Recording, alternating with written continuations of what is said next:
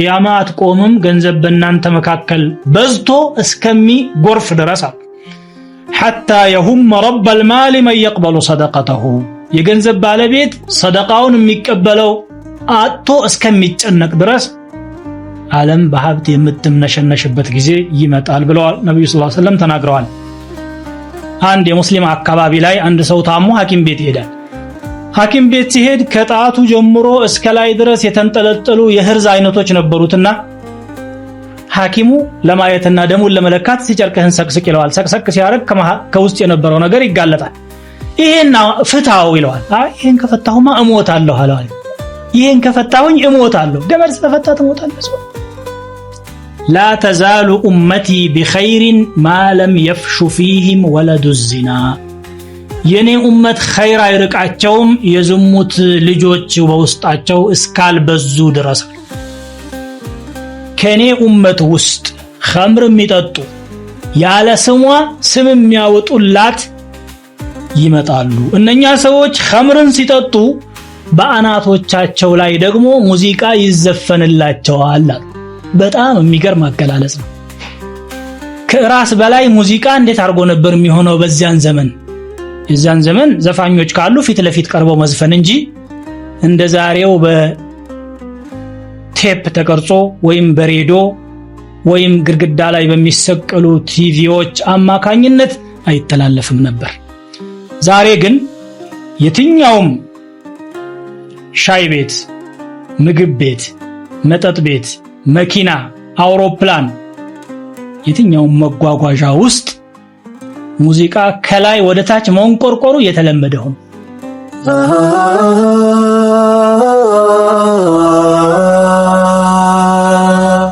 ሰብስክራይብ በማድረግ ቤተሰብ ይሁኑ። በዛሬው ዕለት የምንነጋገረው አላህ Subhanahu Wa Ta'ala ምስጋና ይግባው ፕሮግራማችንን አሳክቶ ስላገናኘን በዛሬው ዕለት የምንነጋገረው ስለ ዓለም ፍጻሜ ምልክቶች ነው። አላህ በቁርአኑ ነብዩ ሰለላሁ ዐለይሂ ወሰለም በበርካታ ሐዲሳቸው ይህች ዓለም ዱንያ ተጠናቃ በሌላ ዓለም እንደምትተካና መላውን ፍጥረታት አሰባስቦ እንደየሥራው የሚመነዳበት አንድ ቀጠሮ አላህ እንዳደረገ አስረድቶናል። ያም ቀን ቂያማ ይባላል። ቂያማ ዓለም ከፍተኛ የሆነ ለውጥ ይገኝባታል። ምድር ትንቀጠቀጣለች፣ ከዋክብቶች ይረግፋሉ፣ ፀሐይ ብርሃኗን ትነጠቃለች፣ ተራራዎች ካሉበት ቦታ እየተመነተጉ ይጓዛሉ፣ በአየር ላይ እየተንገዋለሉ በመላተምም ይደቁሱና አባጣ ጎርባጣዋን ያስተካክላሉ። ወየስአሉነከ ዐኒል ጂባሊ ፈቁል የንሲፉሃ ረቢ ነስፋ። ይሄ ነገር እንደሚከሰትና የቂያማ መቅረብ ምልክቶች በርካታ መሆናቸውን ነብዩ ሰለላሁ ዐለይሂ ወሰለም በሐዲሳቸው ተናግረዋል። ዛሬ ትኩረት የምንሰጠው የተፈጸሙ የቂያማ ምልክቶችን ብቻ ነው። ምናልባት ወደፊት የሚከሰቱ የሚለውን ደግሞ በሌላ ፕሮግራም የምንመለከተው ይሆናል። ወደ 55 ነብያዊ ትንቢቶች በተግባር የተረጋገጡ የሆኑትን ነው ዛሬ የምንመለከተው ኢንሻአላህ። ቂያማ ምልክቶች እንዳሉት ነብዩ ሰለላሁ ዐለይሂ ወሰለም ተናግረዋል፣ ቁርአንም ተናግሯል። ሁሉም ጠፊ ነው። ኩሉ መን ዐለይሃ ፋኒን ወየብቃ ወጅሁ ረቢከ ዙል ጀላሊ ወል ኢክራም። በምድር ላይ ያሉ ሁሉ ይጠፋሉ። የሐያልነትና የግርማ ሞገስ ወይም የችሮታ ባለቤት የሆነው አላህ Subhanahu Wa Ta'ala ብቻ ነው የሚቀረው። ኩሉ ሸይእን ሃሊኩን ኢላ ወጅሃ። ሁሉ ነገር ጠፊ ነው ከእርሱ በስተቀር ይላል አላህ Subhanahu Wa Ta'ala። ዱንያ የምትጠፋ መሆኗ ግልጽ ነው። ፍጥረታትም ተራ በተራ ህይወት ያላቸው ነገሮች ሁሉ የሚሞቱ መሆናቸውን ማናችንም እያየን ነው። ግን በቂያማ ጉዳይ ላይ በርካታ ሰዎች ተጠራጥረዋል። ከሃዲያንም አሉ። መጠራጠራቸውና መካዳቸው የቂያማን መከሰት የማያስቀረው ቢሆንም ይሄ ነገር ተከስቷል። ስለዚህ ለነብዩ ሰለላሁ ዐለይሂ ወሰለም ጥያቄዎችን በተለያዩ አጋጣሚዎች ካፊሮች ማንሳታቸው አልቀረም። ስለ ቂያማ يسألك الناس عن الساعة ስለ ዕለተ ቂያማ ሰዎች ይጠይቁሃል ስለ ሰዓቲቱ ቁል ኢነማ ዒልሙሃ ዒንደላህ የእርሷ እውቀት ያለው አላህ ስብሓነሁ ወተዓላ ዘንድ ብቻ ነው ወማ ዩድሪከ ለዐለ ሰዓተ ተኩኑ ቀሪባ ሰዓቲቱ ምናልባት ቅርብ ትሆን እንደሆነ ምን ያሳውቅሃል አንተ እርሷ እኮ ቅርብ ናት ይላል አላህ ወየስአሉነከ ዐን ሰዓቲ አያነ ሙርሳሃ ስለ ሰዓቲቱ ይጠይቁሃል መቼ ነው የምታርፈው ማለት የምትፈጸመው ይላሉ ቁል ኢነማ ዒልሙሃ ዒንደ ረቢ የሷ ዕውቀት ዕለቷ መቼ እንደሆነ ጌታዬ ዘንድ ብቻ ነው ያለው ላ ዩጀሊሃ ሊወቅቲሃ ኢላ ሁወ ወቅቷ ሲደርስ ከርሱ በስተቀር የሚገልጻት ማንም የለ ግን ቀላል አይደለችም ثقلت في السماوات والارض በሰማያት በምድር ከበደች እቺ ቂያማ لا تأتيكم إلا بغتة ድንገት እንጂ አትመጣላችሁም ይላል ባልታሰበ ሁኔታ ሰዎች በክህደት ውስጥ እያሉ ቂያማ ከተፍ ትላለች ማለት ነው يسألونك كأنك حفي عنها ስለሷ ተፈላፍለህ ልክ እንደደረስክበት በማድረግ አንተን ይጠይቁሃል አንተስ ብትሆን እኔ ከነገርኩህ ውጪ የምታውቀው ምን አለ قل إنما علمها عند الله ولكن أكثر الناس لا يعلمون የእርሷ ዕውቀት ያለው አላህ Subhanahu Wa Ta'ala ዘንድ ብቻ ነው ነገር ግን ከሰዎች አብዛኛዎቹ አያውቁም በላቸው ይላል ቂያማ መከሰቷ የማይቀርና የሚታመንበት ነገር ቢሆንም ወቅቷ መቼ እንደሆነ ከአላህ በስተቀር ማንም እንደማያውቅ እነኚህ አንቀጾች ያረጋግጣሉ ነብይ አያውቅም መላእክታም አያውቅም ሩሱሎች ሌሎችም አያውቁም ቂያማ መቼ እንደሆነች በምልክቶቿ ከማወቅ ባሻገር ማለት ነው አላህ Subhanahu Wa Ta'ala እንዲህ ይላል أولم ينظروا في ملكوت السماوات والأرض وما خلق الله من شيء وأن عسى أن يكون قد اقترب أجلهم فبأي حديث بعده يؤمنون ወደ ሰማያትና ምድር መለኮት ሰፊ ሆነው የጌታችን ግዛት አልተመለከቱም እንዴ አላህ የፈጠራቸውንም ፍጥረታት አያውም እንዴ ቀጠሯቸውም የቀረበ መሆኑን ምናልባት የቀረበ መሆኑን አልተረዱም ይላል ቅርብ ነው ማለቱ اقترب للناس حسابهم وهم في غفلة معرضون ለሰዎች ሂሳብ የሚደረጉበት ጊዜያቸው ቀረበላቸው እነሱ ደግሞ በመዘንጋት ውስጥ ነው ያሉት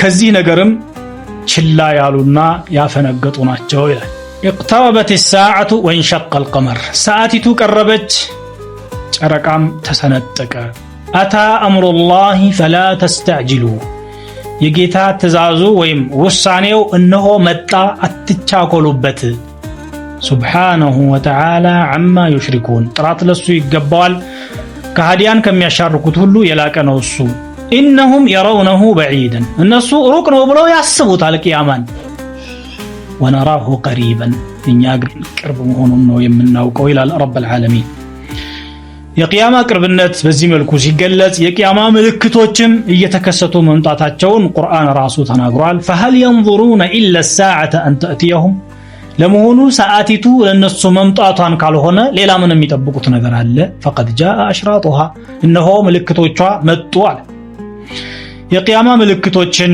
ማወቅ ለምን አስፈለገ ለምንድነስ ነው ምናነሳሳቸው በተለይ ደግሞ ዛሬ መቅረቡንና በርካታ ነገሮች መፈጸማቸውን ማንሳቱ ለምን አስፈለገ ቢባል አንደኛ የነብያችን ሰለላሁ ዐለይሂ ወሰለም ነብይነት ያረጋግጣል ይሆናል ብለው የተነበዩት ነገር ባሉት መልኩ መፈጸሙ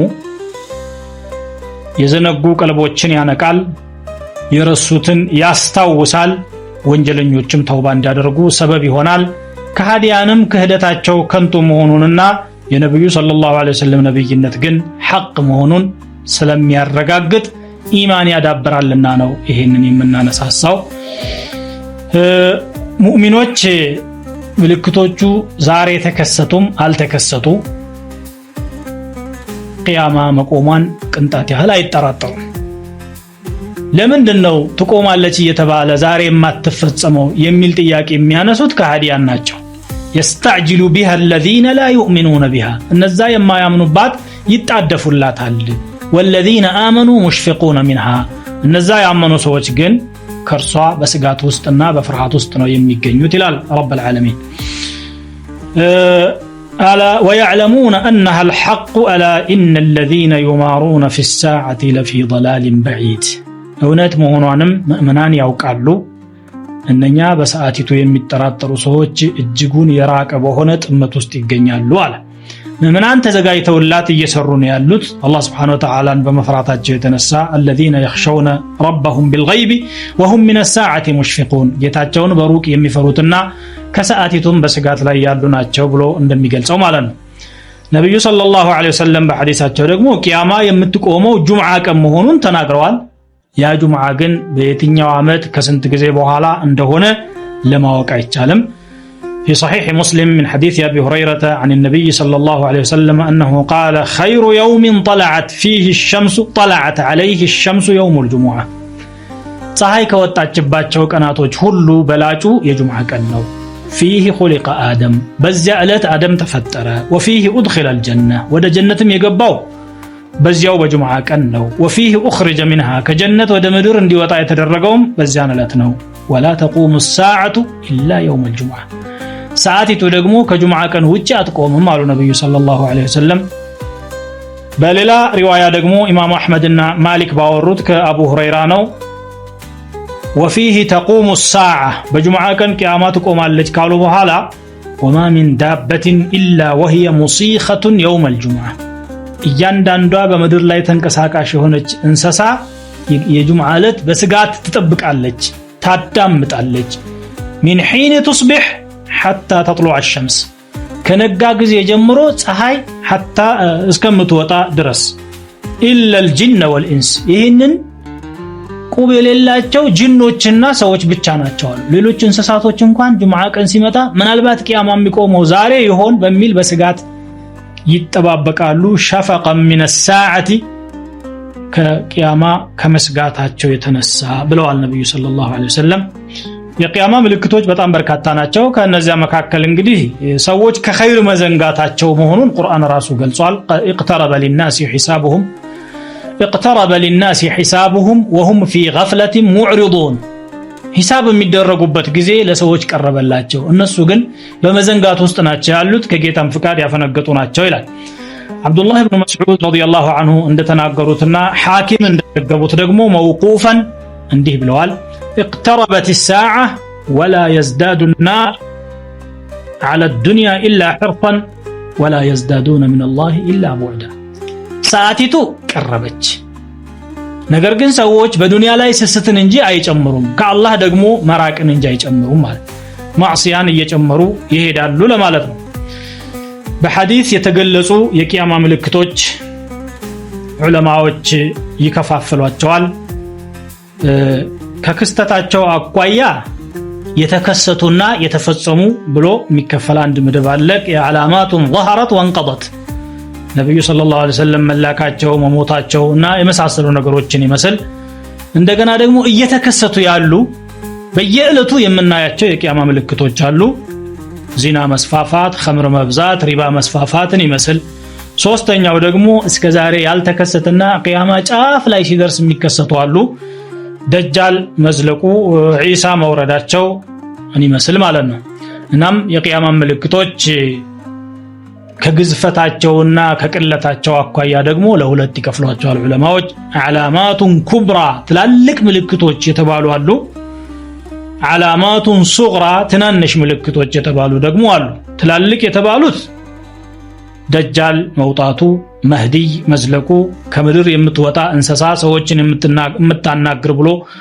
አላህ በቁርአን የተናገራት መውጣቷ ፀሐይ ከምስራቅ ሳይሆን ከምዕራብ በኩል መውጣቷና የእጁጅና መእጁጅ መምጣታቸው ሌሎችም ይገኙበታል ታላላቅ ምልክቶች የሚባሉ እነኚህ እስከዛሬ አልተከሰቱም ትናንሽ ምልክቶች የሚባሉት ደግሞ በጣም በርካታዎች ናቸው እነሱ በአብዛኛው ተከስተዋል ዛሬም እንግዲህ በፕሮግራማችን የምንመለከተው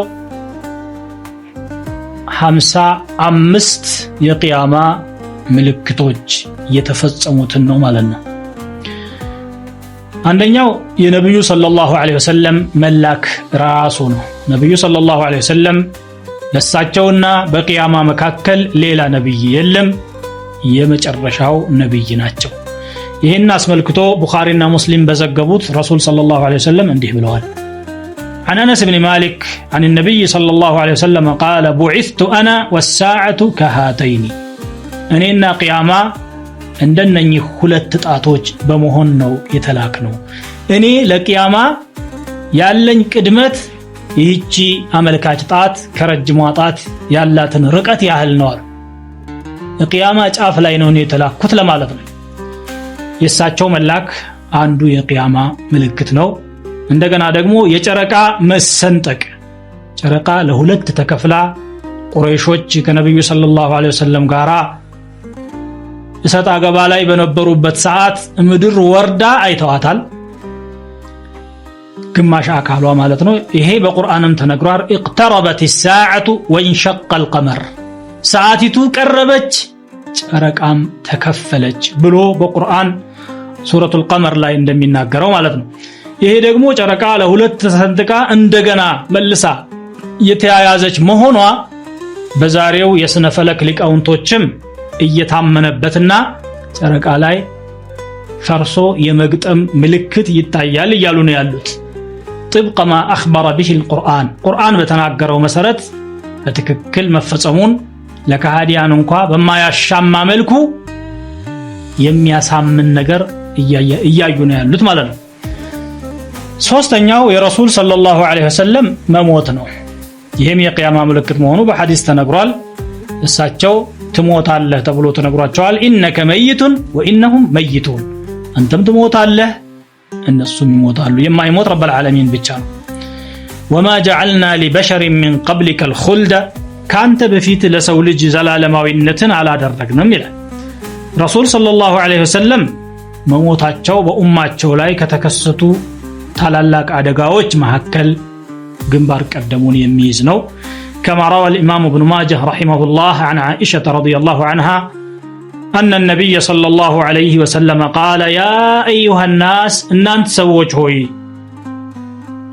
أيما أحد من الناس أو من المؤمنين أصيب بمصيبة من يوم سو أدقى يقات موكهنا فليتعز بمصيبته بي بني بدرسبت بني موت بدرس وأدقى يسنانا عن المصيبة التي تصيبه بغيري كان لا بال أكال كم يقطم مصيبة هلو بزه سنانا فإن أحدا من أمتي لن يصاب بمصيبة بعدي أشد عليه من مصيبتي ما نمسو كان يبو على كان يموت يبلت عدقاء آيات قطمهم بلوال يا رسول صلى الله عليه وسلم بأماتهم مكاكل منور نعمانو የሳቸው መነጠል ደግሞ በርግጥ ሙሲባ ነበር ይሄን ሐዲስ ሼኽ አልአልባኒ صحيح ነው ብለውታል السلسلة الصحيحة ላይ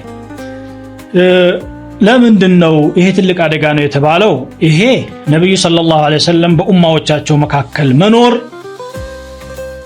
ፊትናና አዛብ እንዳይወርድ ሰበብ ስለነበረ ነው አላህ Subhanahu Wa Ta'ala አንተ በህይወት እያለህ በኡማህ ላይ አጠቃላይ የሆነ ጥፋት አላመጣም ብሎ ቃል ገብቶላቸዋልና وما كان الله ليعذبهم وانت فيهم አንተ በመካከላቸው እያለህ አላህ አይቀጣቸውም ይላል وما كان الله معذبهم وهم يستغفرون እነሱም ደግሞ ምህረትን እየለመኑ እያለ አይቀጣቸውም አመፀኛ ሲሆኑ እንጂ በማለት ይናገራልና ነብዩ ሰለላሁ ዐለይሂ ወሰለም እስካሉ ድረስ አዛብ እንደማይመጣ ዋስትና ነበርና ነው የሳቸው መሞት ከባድ አደጋ ነው ተብሎ የሚገለጸው ማለት ነው በሌላ በኩል ረሱል ሰለላሁ ዐለይሂ ወሰለም ሙስሊምና ኢማሙ አህመድ ከአቡ ሙሳ አልአሽዓሪ እንደዘገቡት قال النجوم امنه للسماء ከዋክብቶች መኖራቸው ሰማይ አማን መሆኑን ያረጋግጣል አሉ فاذا ذهبت النجوم اتى السماء ما توعد ከዋክብቶች ከረገፉ ሰማይ የተቀጠረችው ቀጠሮዋ ደረሰ ማለት ነው ቂያማ ሲቀርብ ከዋክብቶች ስለሚረግፉ ማለት ነው واذا الكواكب انتثرت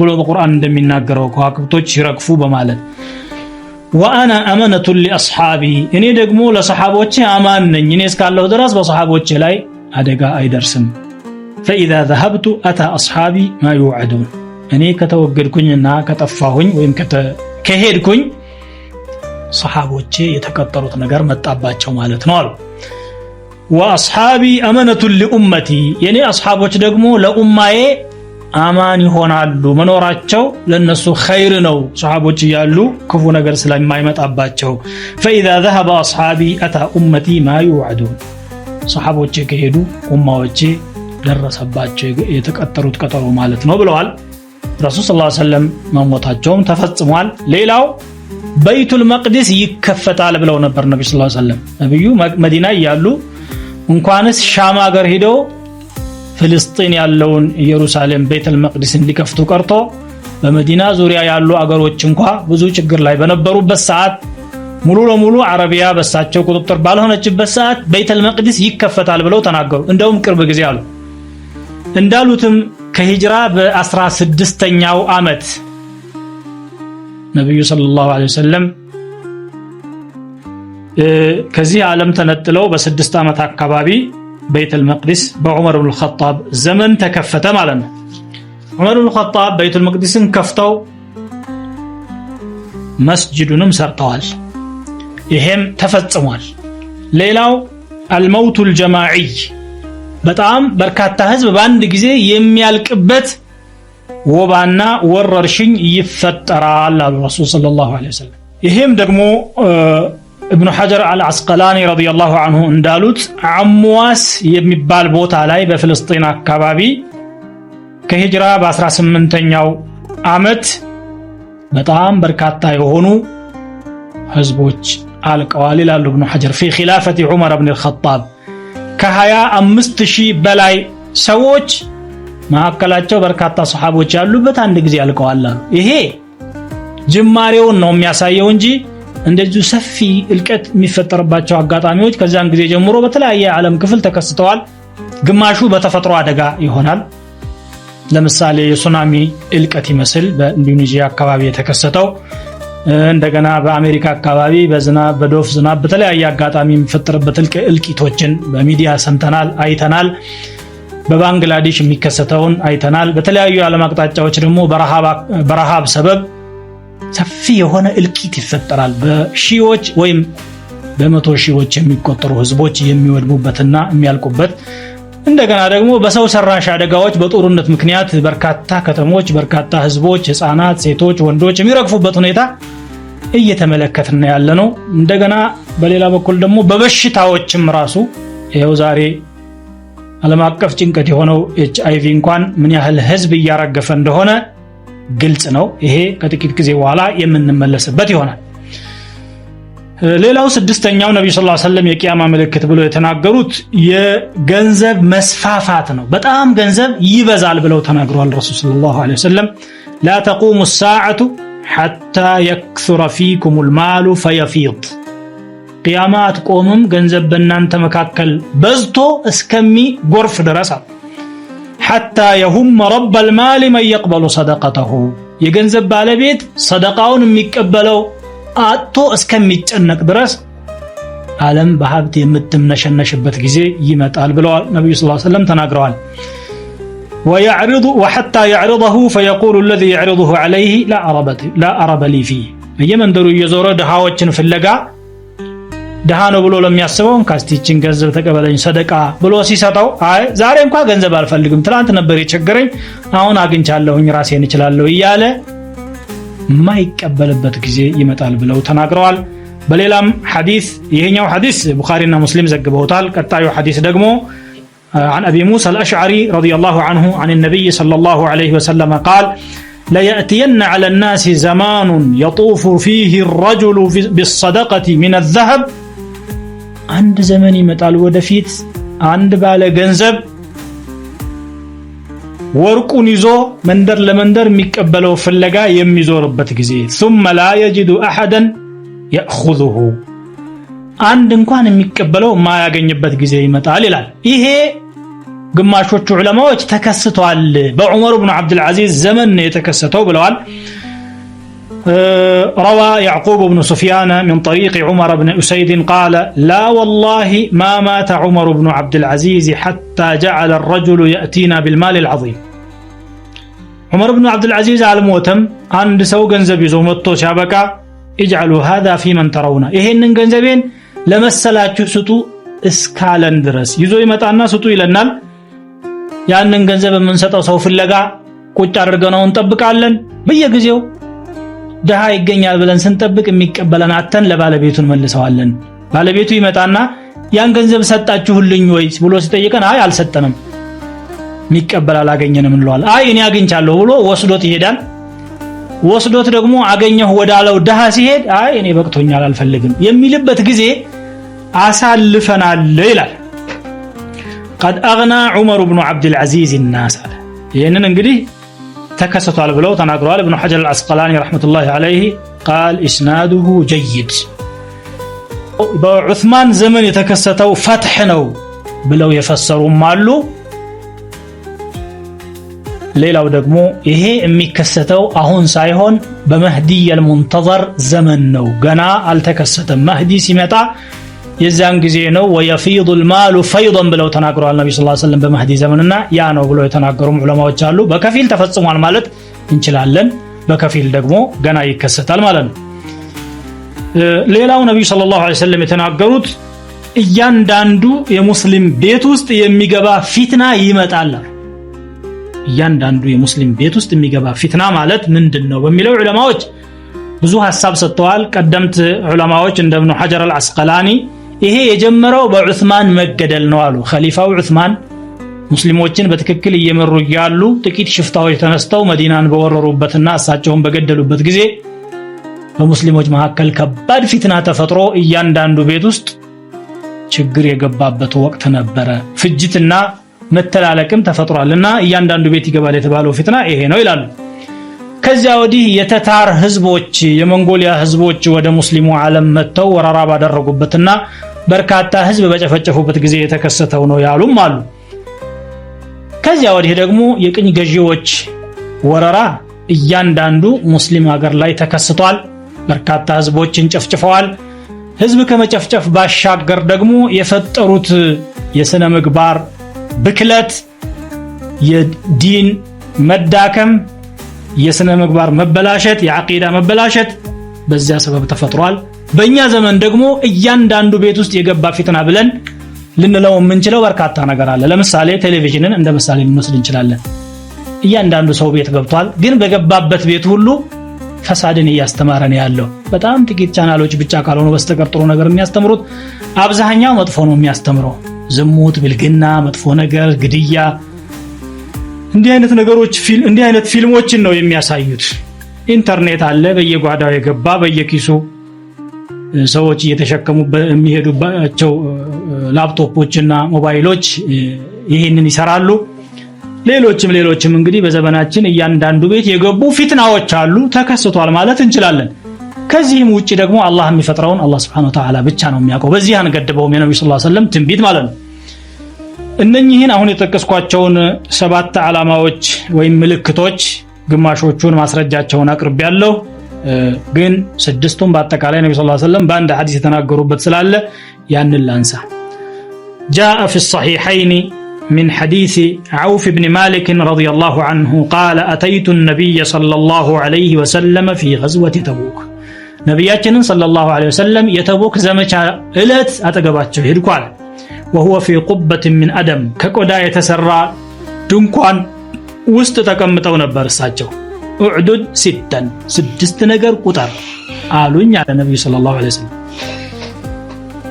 بين يدي الساعة كقيامة فيت የሚከሰቱ 6 ነገሮችን ቁጥር አዳምጠኝ 1 موتي የኔ መሞት ነው ثم فتح البيت المقدس ከዚያ ቀጥሎ ቤተ المقدس መከፈት ነው ثم موتان ከዚያ በኋላ ደግሞ እልቂት ይፈጠራል ياخذ فيكم كقعاص الغنم እናንተን የሚፈጃቸው ሆነ እንደ ፍየል በሽታ በአንድ ጊዜ እርም የሚያረግ ይመጣል አሉ ሰሃቦችን ማለት ነው ቅድም የጠቀስኩት ታሪክ ይሄን አረጋግጧል 25000 በላይ የሚሆኑ ሰዎች በርካታዎቹ ሰሃቦች የሆኑት ያለቁበት ማለት ثم استفاضه المال ከዚያ ደግሞ የገንዘብ መጉረፍ ነው መብዛት ነው አሉ ثم هدنه تكون بينكم وبين بني الاصفر ከዚያ በኋላ ደግሞ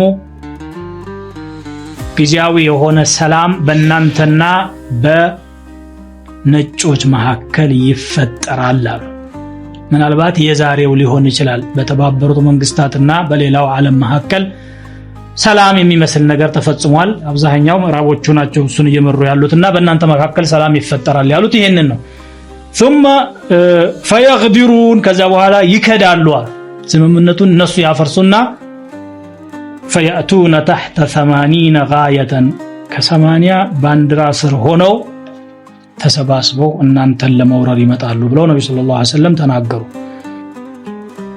ሌላው ደግሞ ስምንተኛው የቂያማ ምልክት አንተሊደ الأمة ربتها አንዲት ባሪያ ጌታዋን መውለዷ ነው አሉ ነብዩ ሰለላሁ ዐለይሂ ወሰለም።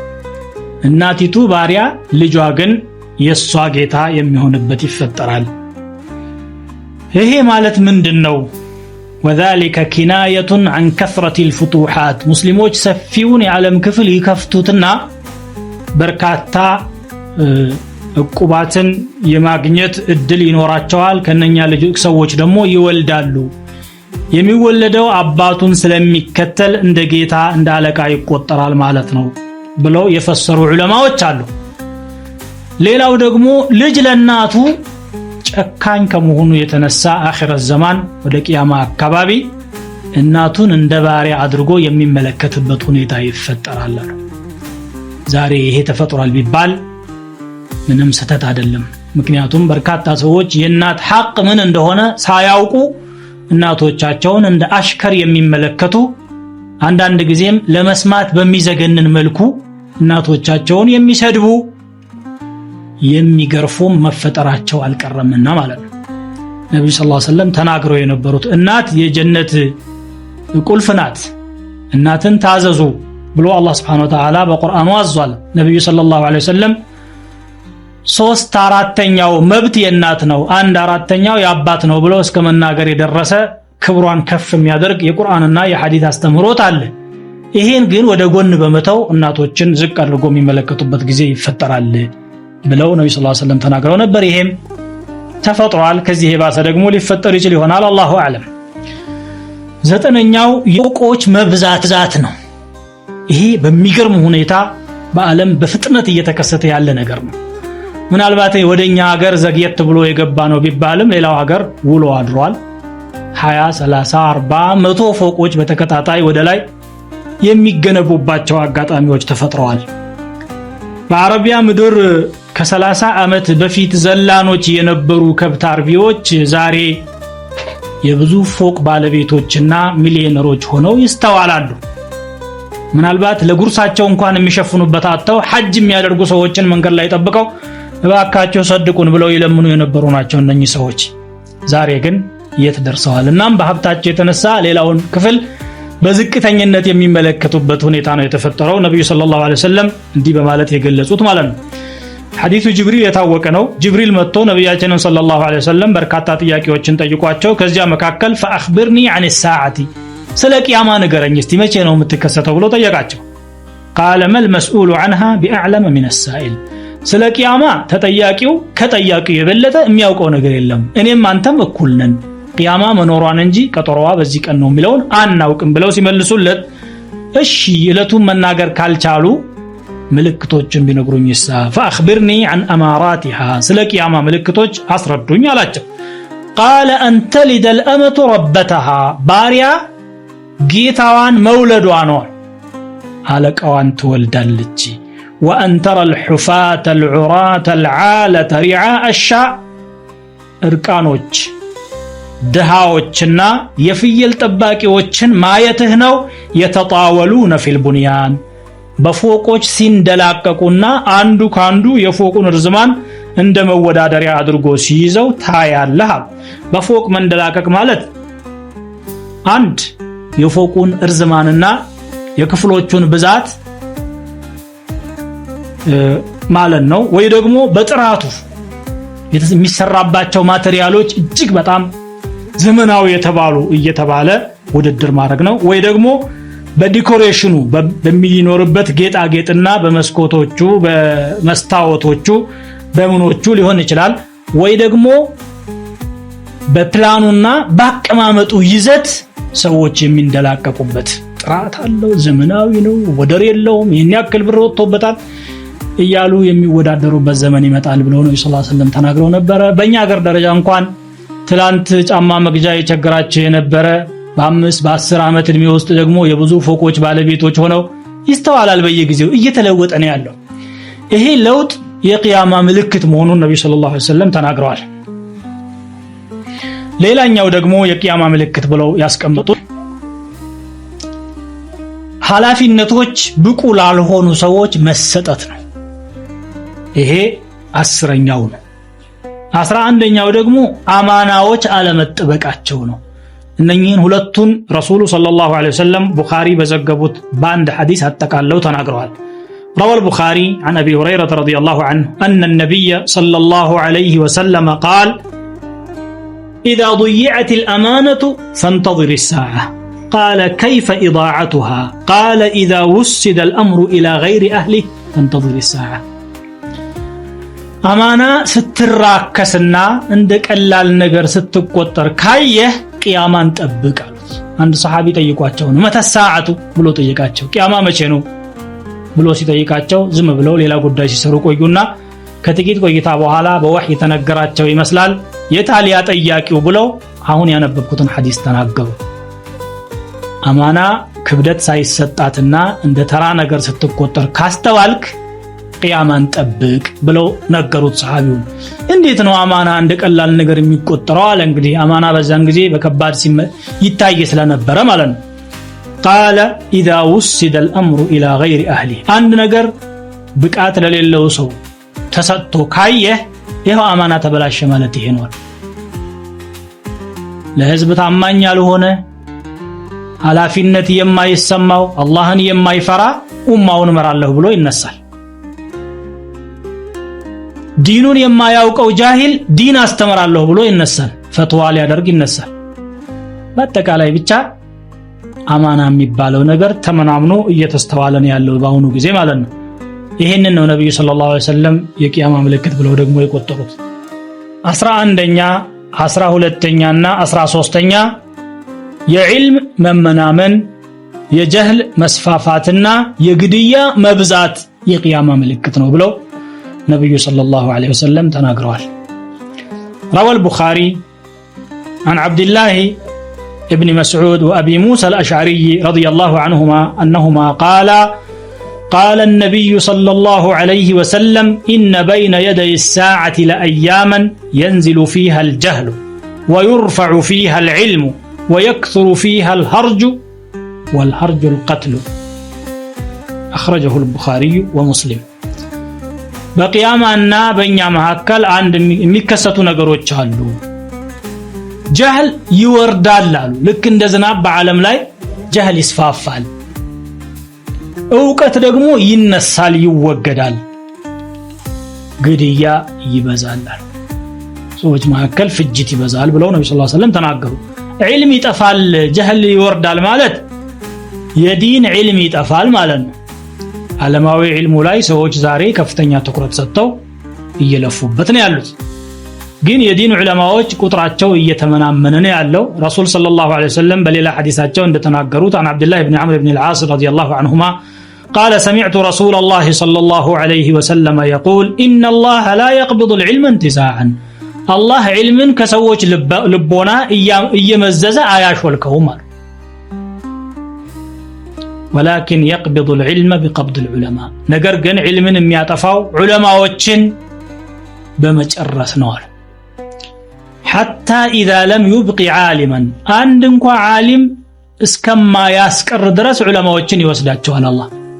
የዚያን ጊዜ ምን ይሆናል? اتخذ الناس رؤوسا جهالا ማህይማን የሆኑ መሪዎችን ሰዎች ይይዛሉ። የሃይማኖት መሪ ይባላሉ፣ ግን ስለ ሃይማኖት ምንም የማያውቁ ማለት ነው።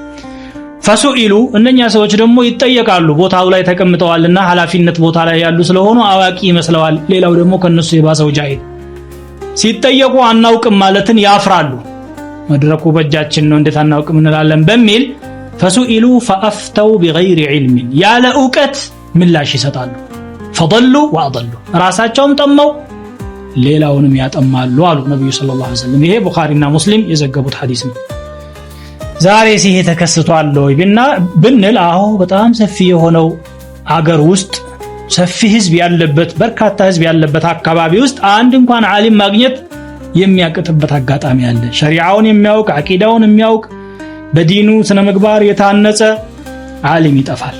ዑለማዎች ደግሞ እነኛ ያሉት ተራርቀው ያሉት እንኳን በየጊዜው እየተቀነሱ ነው ያሉት። በአጭር ጊዜ ውስጥ እንኳን በዓለም ውስጥ ያሉ እጅግ ዕውቅ የሆኑ ሙስሊም ምሁራን በተከታታይ የሞቱትን ለአብነት ያህል እንጥቀስ ብንል ታላቁ ሙሐዲስ ሼኽ አልአልባኒ፣ ታላቁ ሙፍቲ ሼኽ ኢብኑ ባዝ፣ ኢብኑ ዑሰይሚን፣ መሐመድ ሙተወሊ ሻዕራዊ፣ ሙስጠፋ ዘርቃ፣ ሙቅብል አልዋዲዒ በርካታ ዑለማዎች ተከታትለው 2-3 ዓመት ባልሞሉ እድሜዎች ውስጥ አልቀዋል። ሀገራችን ከነበሩ ታላላቅ ዑለማዎችን በርካታዎች ሆነዋል። ለምሳሌ በቅርብ ጊዜ ከሄዱት ሼኽ መሐመድ ወሊ ረህመቱላሂ ዐለይሂ መጥቀስ እንችላለን። እዚያው በአኺራ አላህ ይመቻቸው።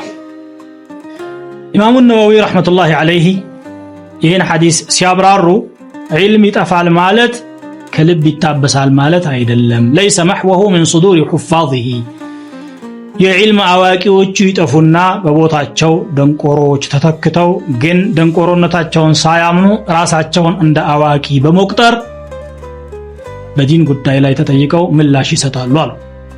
እንግዲህ በፈትዋ ደረጃ ብቃት የሌለው ሰው፣ በማስተማር ደረጃ አህል ያልሆነ ሰው እየተነሳ የሚፈጠረው ዝብርቅርቅ ዛሬ በዓለማችን ላይ የዕለት ከዕለት ክስተት ሆኗልና አላህ ከእንዲህ አይነቱ ፊትና ይጠብቀን። ነብዩ ሰለላሁ ዐለይሂ ወሰለም የተናገሩት ትንቢቱ ግን ገቢራዊ ሆኗል።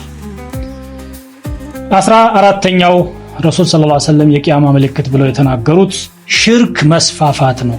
ደግሞ የሚገርመው ሽርኩ የሚስፋፋው ሙስሊም ነኝ በሚለው ህዝብ ውስጥ ነው አሉ። ظهور الشرك في أمة الإسلام روى أبو داود وصححه الألباني عن ثوبان رضي الله عنه عن النبي صلى الله عليه وسلم قال إذا وضع السيف في أمتي لم يرفع عنها إلى يوم القيامة بني أمة ጫንቃ ላይ ሰይፍ ካረፈ በኋላ እስከ ቂያማ ድረስ አይነሳማሉ። በየጊዜው ትግሉ ይኖራል ማለት ነው። ولا تقوم الساعة حتى تلحق قبائل من أمتي بالمشركين ከኔ ኡማ የሆኑ በርካታ ህዝቦች ወደ ሙሽሪኮች ሳይቀላቀሉ ቂያማ አትቆምም ማለት ሙስሊም የነበሩ ጎሳዎች ወደ ሙሽሪኮች ይቀላቀላሉ ማለት ነው። وحتى تعبد قبائل من أمتي الأوثان ከኔ ኡማ የሆኑ ጎሳዎች ጣዖት እስከሚያመልኩ ድረስ ቂያማ አትመጣም ማለት። ይሄ በዓለም በሰፊው እየተፈጸመ ያለ ነገር ነው። የአክፍሮት ዘመቻ ሙስሊሙን ወደ ኩፍር የመሳብ ዘመቻ እያደረጉ ያሉ ለምሳሌ ከኢስላም ወደ ክርስቲያን ሰዎችን እየገፉ ያሉ በዓለማችን የተሰራጩ ሰባኪዎች በሚሊዮኖች የሚቆጠሩ ሆነዋል። በርካታ ጎሳዎች ከኢስላም ወደ ኩፍር የገቡበት ሁኔታ ተፈጥሯል። ለምሳሌ ያህል በአገራችን በኢስላም ታሪክ የሚታወቁት የሃዲያና የከምባታ ጎሳዎች ሙስሊም ሱልጣኔት የነበራቸው 100% ሙስሊሞች የነበሩት ዛሬ 90% ከሙስሊም ውጪ ወደ ሆነ እምነት ተቀይሮ ማየት እጅግ በጣም የሚያሳዝን ክስተት ነው። ልክ ነብዩ ሰለላሁ ዐለይሂ ወሰለም የተናገሩት ነገር ተፈጸመ ማለት ነው። የሚያሳዝን ነገር። ከዚያ ውጪ ደግሞ በሙስሊሙ መሐከል የቀብር አምልኮን በማበረታታት በኢስላም ሽፋን እየተሰሩ ያሉ የኩፍር አይነቶችም አሉ። በዚህ በ3-4 ዓመታት ውስጥ እንኳን የተከሰቱ የቀብር እደሳዎች ሰዎች ወደ መቃብር አምልኮ እንዲሄዱና ከተውሂድ እንዲርቁ የተደረጉ ዘመቻዎች ናቸው። ይሄ እውነታ ለሁሉም ሰው ግልጽ ሊሆን ይገባዋል። በዓለም አቀፍ ደረጃ ቢታይ የአላህ ሸሪዓ ወደ ጎን ተትቶ በሰው ሰራሽ ፍልስፍናዎች ብቻ ሰዎች እንዲመሩ ዲን የፈለገ መስጊድ ሲገባ ብቻ ዲን ማግኘት ይችላል፣ ከዛ ውጪ ዲን ምንም አያገባውም፣ ፈጣሪ በእኛ ጉዳይ ምን አገባው አይነት እሳቤ እየተስፋፋ ነው ያለው ሙስሊም በተባለው ዓለም ሳይቀር ማለት ነው። የመቃብር አምልኮ፣ የተለያዩ ግንቦች አምልኮ፣ እርዶች፣ እንደገና ደግሞ ህርዝ እየተባሉ የሚንጠለጠሉ ነገሮች በሁሉ ቦታ ያሉ ናቸው። አንዳንድ አታላይ የሆኑ ሰዎች የጥንቆላና የድግምት መጻሕፍቶችን በማንበብ ሼኾች እንደሆኑ እያስመሰሉ ህዝብን የሚያታልሉ ቁጥር ስፍር የሌላቸው ናቸው። ይሄ ነው ነብዩ ሰለላሁ ዐለይሂ ወሰለም ተናግረውት የነበሩት። እንደ አንድ ወንድሜ በቅርብ ጊዜ እየነገረኝ አንድ የሙስሊም አካባቢ ላይ አንድ ሰው ታሞ ሐኪም ቤት ይሄዳል።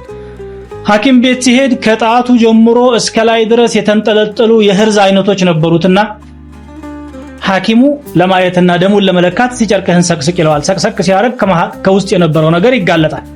ይሄን ፍታው ይለዋል። አይ ይሄን ከፈታሁማ እሞታለሁ አለዋል። ይሄን ከፈታሁኝ እሞታለሁ። ገመድ ስለፈታ ትሞታለህ። ሱብሃንአላህ። ሽርክ ማለት ይሄ እኮ ዙል ኸለሳ የሚባል ጣዖት ነበረ በረሱል ሰለላሁ ዐለይሂ ወሰለም ዘመን ሰሃቦች ያፈረሱት።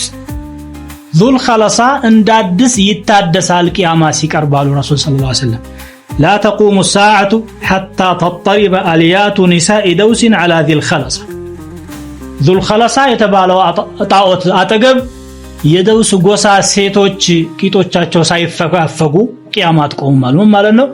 ግፊት ከመፈጠሩ የተነሳ የጣዖቱ አምልኮ በመስፋፋቱ ይሄ ይከሰታል ብለው ነበር። ይሄ በተጨባጭ ተከስቶ በመሊክ አብዱል አዚዝ ጊዜ ረህመቱላሂ ዐለይሂ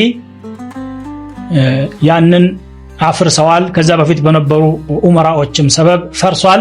ይሄ ደግሞ ያው ነብዩ ሰለላሁ ዐለይሂ ወሰለም የተናገሩት ነገር መከሰቱን የሚያሳይ ነገር ነው ማለት ነው። ይሄ የተከሰተውና መሊክ አብዱል አዚዝ ያስወገደው መቼ ነው? 1344 ወይም 45 ዓመተ ሂጅራ ላይ ነው፣ ቅርብ ጊዜ ማለት ነው። 15ኛው የቂያማ ምልክት ብለው ነብዩ ሰለላሁ ዐለይሂ ወሰለም የተናገሩትና የተከሰተው ظهور نار عظيمة في الحجاز በሂጃዝ አካባቢ ትልቅ የሆነ እሳት ይፈጠራል አሉ። በተለይ ደግሞ በመዲና አካባቢ روى البخاري ومسلم عن أبي هريرة رضي الله عنه عن النبي صلى الله عليه وسلم أنه قال لا تقوم الساعة حتى تخرج نار من أرض الحجاز تضيء أعناق الإبل ببصرى كحجاز مدر يمتوت أسات بصرى بتبال أجر يالو جملوتشن አንገት የምታሳይ ሳትወጣ ቂያማ አትቆምም አሉ ነብዩ ሰለላሁ ዐለይሂ ወሰለም። እንደተባለው ሁሉ ቡስራ ማለት በሻም ሀገር ወይም በሶሪያ ሀገር የሚገኝ ከተማ ነው። ከመዲና እስከ ሶሪያ ድረስ ምናልባት ከወር በላይ የሚያስሄድ ርቀት ነው። መዲና ላይ ይሄ ነገር ተከሰተ ብለው ዑለማዎች ዘግበዋል። ከሂጅራ በ7ኛው ምዕተ ዓመት قال القرطبي رحمه الله قد خرجت نار بالحجاز بالمدينة حجاز كل المدينة كتما وسط اساتوا وقتا نبره وكان بدؤها زلزلة عظيمة من نشوا تلك يهونا يمدر منقطقط نبر يتفطروا في ليلة الأربعاء بروب إلت كعشاء بحالا كجماد الآخرة بجماد الآخرة وروست 654 ዓመተ ሂጅራ ላይ ተከሰተና ሮብ ቀን የወጣች እስከ ጁምዓ ረፋድ ድረስ ቀጠለች አሉ። ሮብ ሐሙስ ጁምዓ ማለት ነው፣ 3 ቀን በተከታታይ። ከዛ በኋላ ታየች እቺ እሳት ፍላቷና ትኩሳቷ ወደ ላይ ሲፈናጠር እንደ ባህር ማዕበል ሲላተም ታይታለች። በመዲና የነበሩ ሰዎች ብቻ ሳይሆኑ በሻም የነበሩ እንኳን በወር ርቀት የነበሩ ሰዎች አይተዋታል። እንደውም አንዳንድ ጓደኞቼ እንዳወሩኝ ይላሉ ቁርጡቢ ያሉት አንደሉስ ስፔን ነው። ስፔን ሆነው ነው የሰሙትን ዜና እየዘገቡ የነበሩት ማለት ነው። በአካባቢው የነበሩ ሰዎች وقال لي بعض اصحابنا رايتها صاعده في الهواء من نحو 5 ايام ለአምስት ቀናት ያህል ነበልባሏ ወደ ሰማይ ሲወጣ አይቻለሁኝ ብሎ አንድ صاحبي ነግሮኛል። رؤيت في مكة ومن جبال بصرى እስከ መካ እስከ ቡስራ ተራራ ድረስ ከመካ መዲና 450 ኪሎ ሜትር በላይ ነው። 450 ኪሎ ሜትር ድረስ ብርሃኗ የደረሰ እሳት ከመዲና ወጣ ተስተውላለች አሉ። ይሄ ሙተዋቲር የሆነ ክስተት ነው። وقال الإمام أبو شامة رحمه الله وردت في أوائل شعبان سنة 54 بشعبان مجمريا أكبابي 654 ዓመት ላይ كتب من المدينة المشرفة كمدينة أكبابي ملكتوج درسون فيها شرح أمر عظيم تلك نجر የሚያብራሩና የሚያረዱ ናቸው እነኛ ደብዳቤዎች። حدث فيها تصديق ما في الصحيحين በቡኻሪና ሙስሊም የተዘገበው ሐዲስ እውነተኝነቱ የተረጋገጠበት ክስተት ነበር።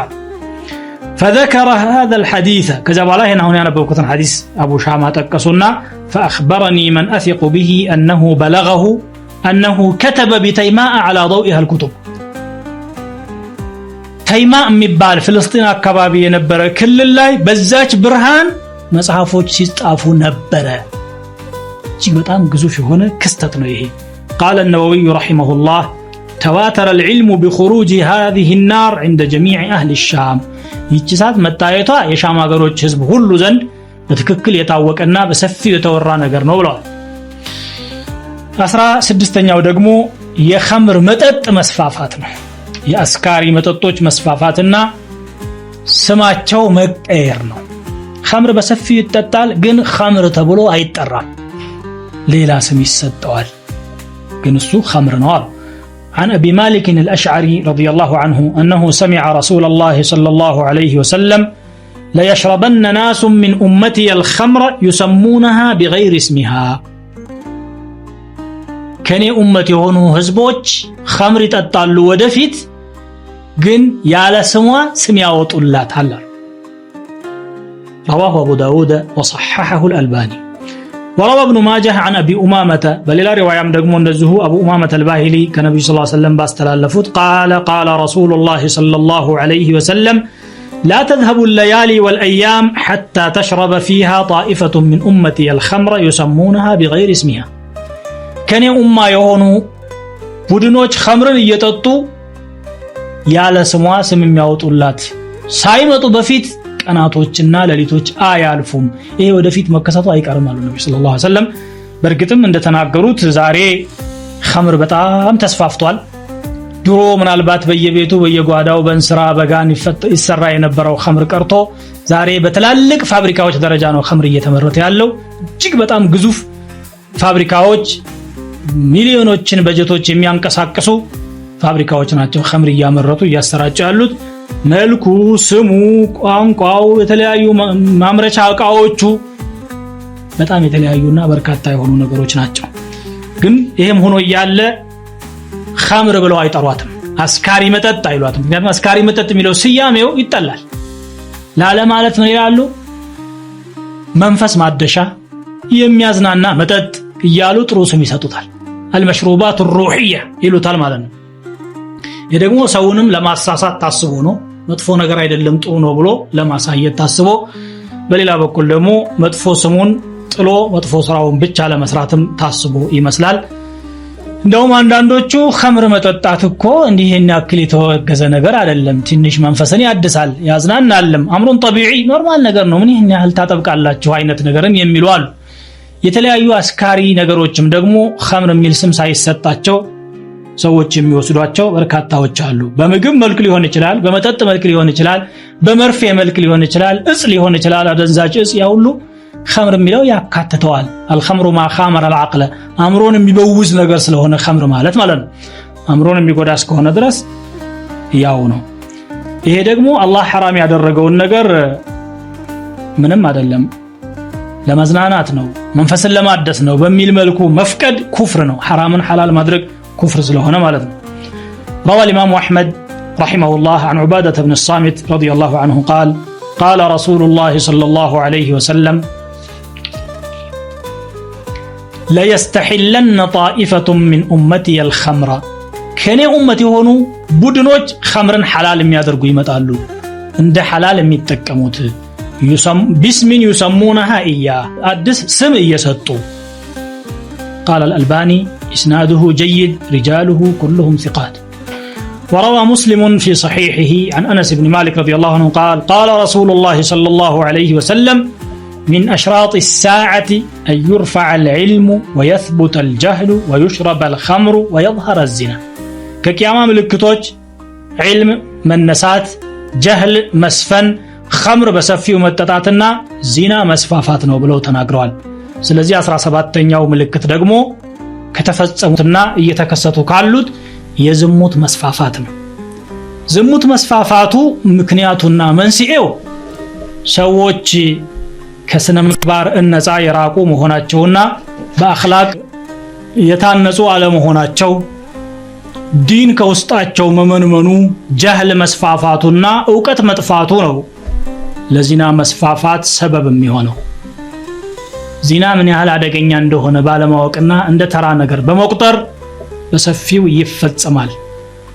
روى الإمام أحمد والطبراني عن ميمونة رضي الله عنها زوج النبي صلى الله عليه وسلم قالت: سمعت رسول الله صلى الله عليه وسلم يقول: لا تزال أمتي بخير ما لم يفش فيهم ولد الزنا. يني أمت خير يرقعچوم يزموت ልጆች በውስጣቸው እስካል በዙ ድረስ። فإذا فشى فيهم ولد الزنا የዝሙት ልጅ በመካከላቸው ሲሰራጭና ሲስፋፋ ሲበዛ فيوشك أن يعمهم الله بعقاب الله በቅጣቱ ሊያዳርሳቸው ቀረበ ማለት ነው። قال المنذري إسناده حسن وحسنه الألباني والحافظ ابن حجر رحمهم الله. هي حديث حسن نوبل. وروى الحاكم وقال صحيح الإسناد عن ابن عباس رضي الله عنهما عن النبي صلى الله عليه وسلم قال: إذا ظهر الزنا والربا في قرية زمتنا ولد ويم أراطا باند كتما كتسفافا فقد أحلوا بأنفسهم عذاب الله. يا الله انقطع بنفسوቻቸው ላይ በርግጥ አሳረፉ ማለት ነው። يا الله انقطعت በራሳቸው ላይ አሳረፉ. وفي لفظ للطبراني فقد أحلوا بأنفسهم كتاب الله صححه الألباني. ይሄ ሁሉ እንግዲህ ዛሬ በጣም የዕለት ከዕለት ክስተት ሆኖ እየተስተዋለ ያለ ነገር ነው። እንዳውም ዚና حرام ነው ብሎ መናገር እንደ ኋላ ቀርነት አድርገው የሚያስቡ ሰዎችም አሉ። ምን ነው حرام የሚሆነው? በፍቃዳቸው የሚሰሩት ነገር ይሏል። እነሱ አይደሉም ይሄን ነገር መፍቀድ ወይም መከልከል የሚችሉት። ረብ العالمين የፈጠረው ጌታ ነው። አላህ ከለከለ፣ ሰዎች መከልከል ነበር የሚጠበቅባቸውና ግን አንከለከልም ብለው በወንጀል ውስጥ ተዘፍቀው ይስተዋላሉ ማለት ነው። ወጣ ባለው የምዕራቡ ዓለም አካባቢማ ለዚና ሰፊ ቦታዎች ተዘጋጅተው የፈለገ ሰው በፈለገው መልኩ ዚና የሚሰራበት ሁኔታ ሁሉ ተፈጥሯል።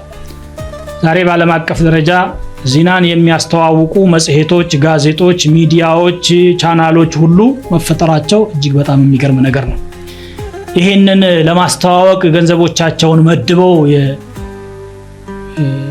ሰፊውን ህዝብ ገንዘብ እያግበሰበሱ ያሉ የዒርድ ነጋዴዎች፣ የሰው ክብር በማጉደፍ ላይ የተሰማሩ ነጋዴዎችን በጣም በርካታዎች ናቸው። ይሄ ደግሞ ነብዩ ሰለላሁ ዐለይሂ ወሰለም የተናገሩት ነገር መፈጠሩን በግልጽ የሚያሳይ ነገር ነው። ሁሉ ተከስቷል ማለት ነው። ቁርጡቢ ረዲየላሁ ዐንሁ በሳቸው ዘመን ከዛሬ 600 ዓመት በፊት ማለት ነው وفي هذا الحديث علم من اعلام النبوة አሉ። እዚህ ሐዲስ የነብዩ ሰለላሁ ዐለይሂ ወሰለም ነብይነት መረጋገጫ አለበት። እንዴት ቢባል ይከሰታል ብለው ነበር፣ እነሆ ተከስቷል አሉ በሳቸው ዘመን። ያው እንግዲህ አልፎ የሚከሰተውን ነው ዛሬ በአደባባይ እየተሰራ ያለውን እንደገና ሰዎች በድርጅት ደረጃ ተደራጅተው በመንግስትም ደረጃ ሳይቀር እንደ ግል መብት እያደረጉ የሚከራከሩለትን ፋሂሻ ቢያው ኑሮ ቁርጡቢ ምን ይሉ ነበር? ሱብሃንአላህ።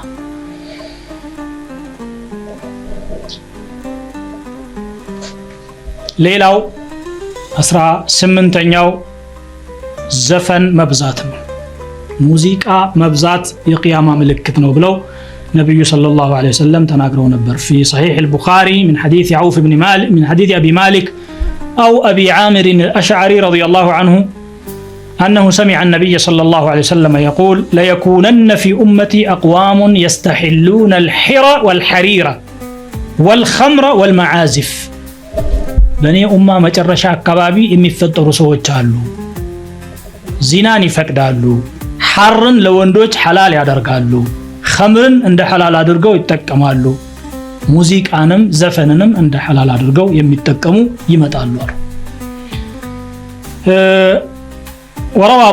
وروى ابن ماجه عن أبي مالك رضي الله عنه قال: قال رسول الله صلى الله عليه وسلم: لا يشربن ناس من أمتي الخمر يسمونها بغير اسمها. كني أمة وسط خمر ميططو ያለ ስሟ ስም የሚያወጡላት ይመጣሉ። እነኛ ሰዎች ኸምርን ሲጠጡ በአናቶቻቸው ላይ ደግሞ ሙዚቃ ይዘፈንላቸዋል አሉ። በጣም የሚገርም አገላለጽ ነው።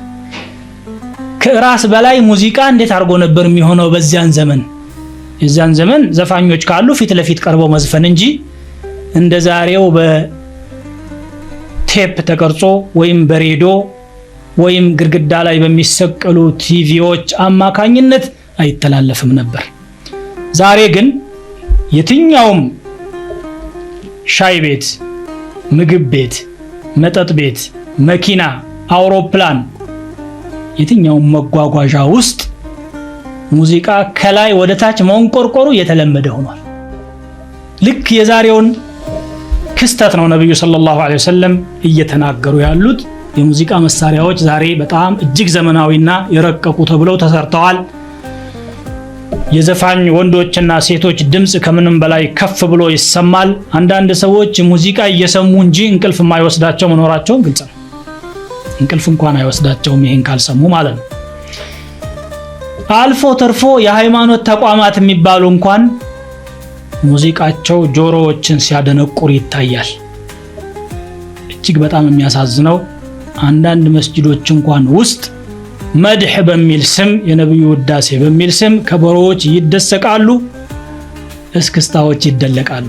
እጅግ በጣም የሚያሳዝን ማለት ነው። ይሄን ነው ነብዩ ሰለላሁ ዐለይሂ ወሰለም ወደፊት ይከሰታል ብለው ተናግረውት የነበረው።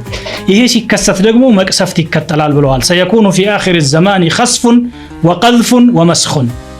አኺር الزمان የሰዎች መለወጥ፣ የመቅሰፍት መውረድና ከላይ የሚወርዱ መከራዎች ይመጣሉ አሉ። ከላይ የሚወርዱትንም ይሄው ያያናቸው ነው። ቦምቦች እየዘነቡ ነው ያሉት በአውሮፕላኖች አማካኝነት። ሚሳኤሎች ከተሞችን እያወደሙ ነው ያሉት። ይሄም እየተከሰተ ነው ያለው። ከምድር የሚፈልቅ መከራም ይሄው እየፈለቀ ነው ያለው። አማን አገር ነው ብሎ አንድ ሰፊ ወይም ብዙ ቁጥር ያለው ህዝብ ሲሄድ ከስር ቦምብ እየፈነዳ የሚጨፈጭፍበት ሁኔታ አለ። መቶዎችን በአንድ ጊዜ ጸጥ ረጭ የሚያደርግበት ሁኔታ ተከስቷል።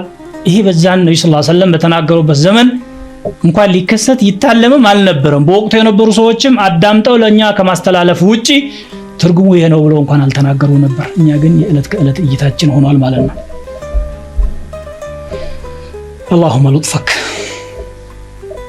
ሌላው ظهور الفحش والتفحش መጥፎ ንግግሮች መስፋፋታቸው ነው። ዝምድና መቁረጥ፣ ጉርብትና ማክፋት ይከሰታል አሉ ረሱል ሰለላሁ ዐለይሂ ወሰለም።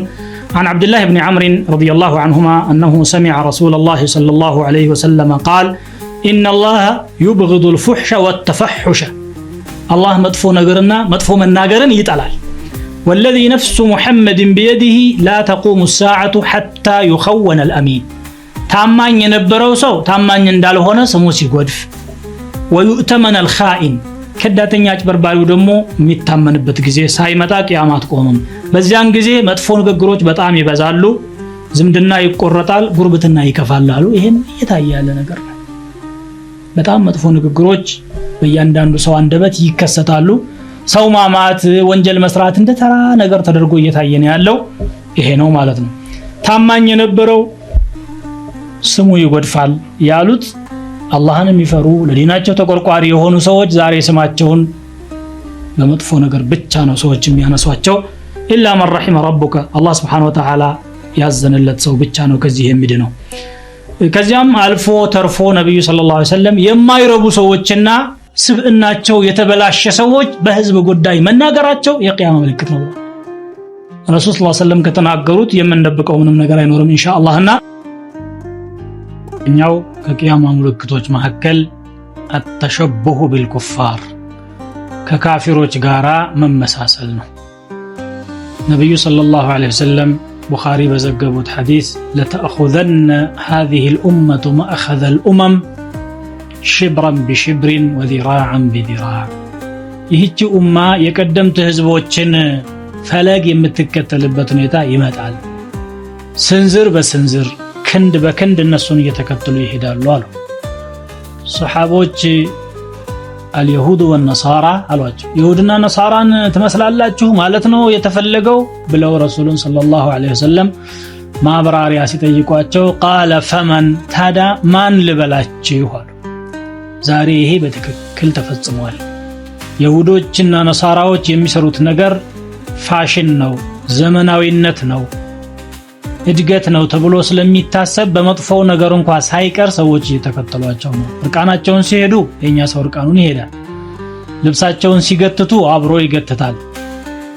የተለያዩ ነገሮችን እነሱ በሰሩ ቁጥር ጭራ ተከታይ ሆኖ ሙስሊም ነኝ ባዩ የኩፋሮችን ፈለግ የሚከተልበት ሁኔታ ተፈጥሯል ማለት ነው።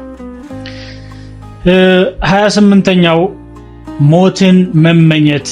መከራ ሲበዛ ስቃይ ሲበዛ ሰዎች ሞት የሚመኙበት ጊዜ ይፈጠራል ብለዋል ነብዩ ሰለላሁ ዐለይሂ ወሰለም። ቡኻሪ፣ ሙስሊም እንዲሁም ኢማም አህመድ ከአቡ ሁረይራ በዘገቡት لا تقوم الساعة حتى يمر الرجل بقبر الرجل فيقول يا ليتني كنت مكانك عند سو بموت سو مقابر አጠገብ ሲያልፍ ምን ነው እኔ እንዳንተ አንተ ቦታ ሆኜ በሆን ኖሮ ዛሬ በህይወት ከምኖር መሞትን እመርጣለሁ ይላል ብለው ነብዩ ሰለላሁ ዐለይሂ ወሰለም ተናግረው ነበር።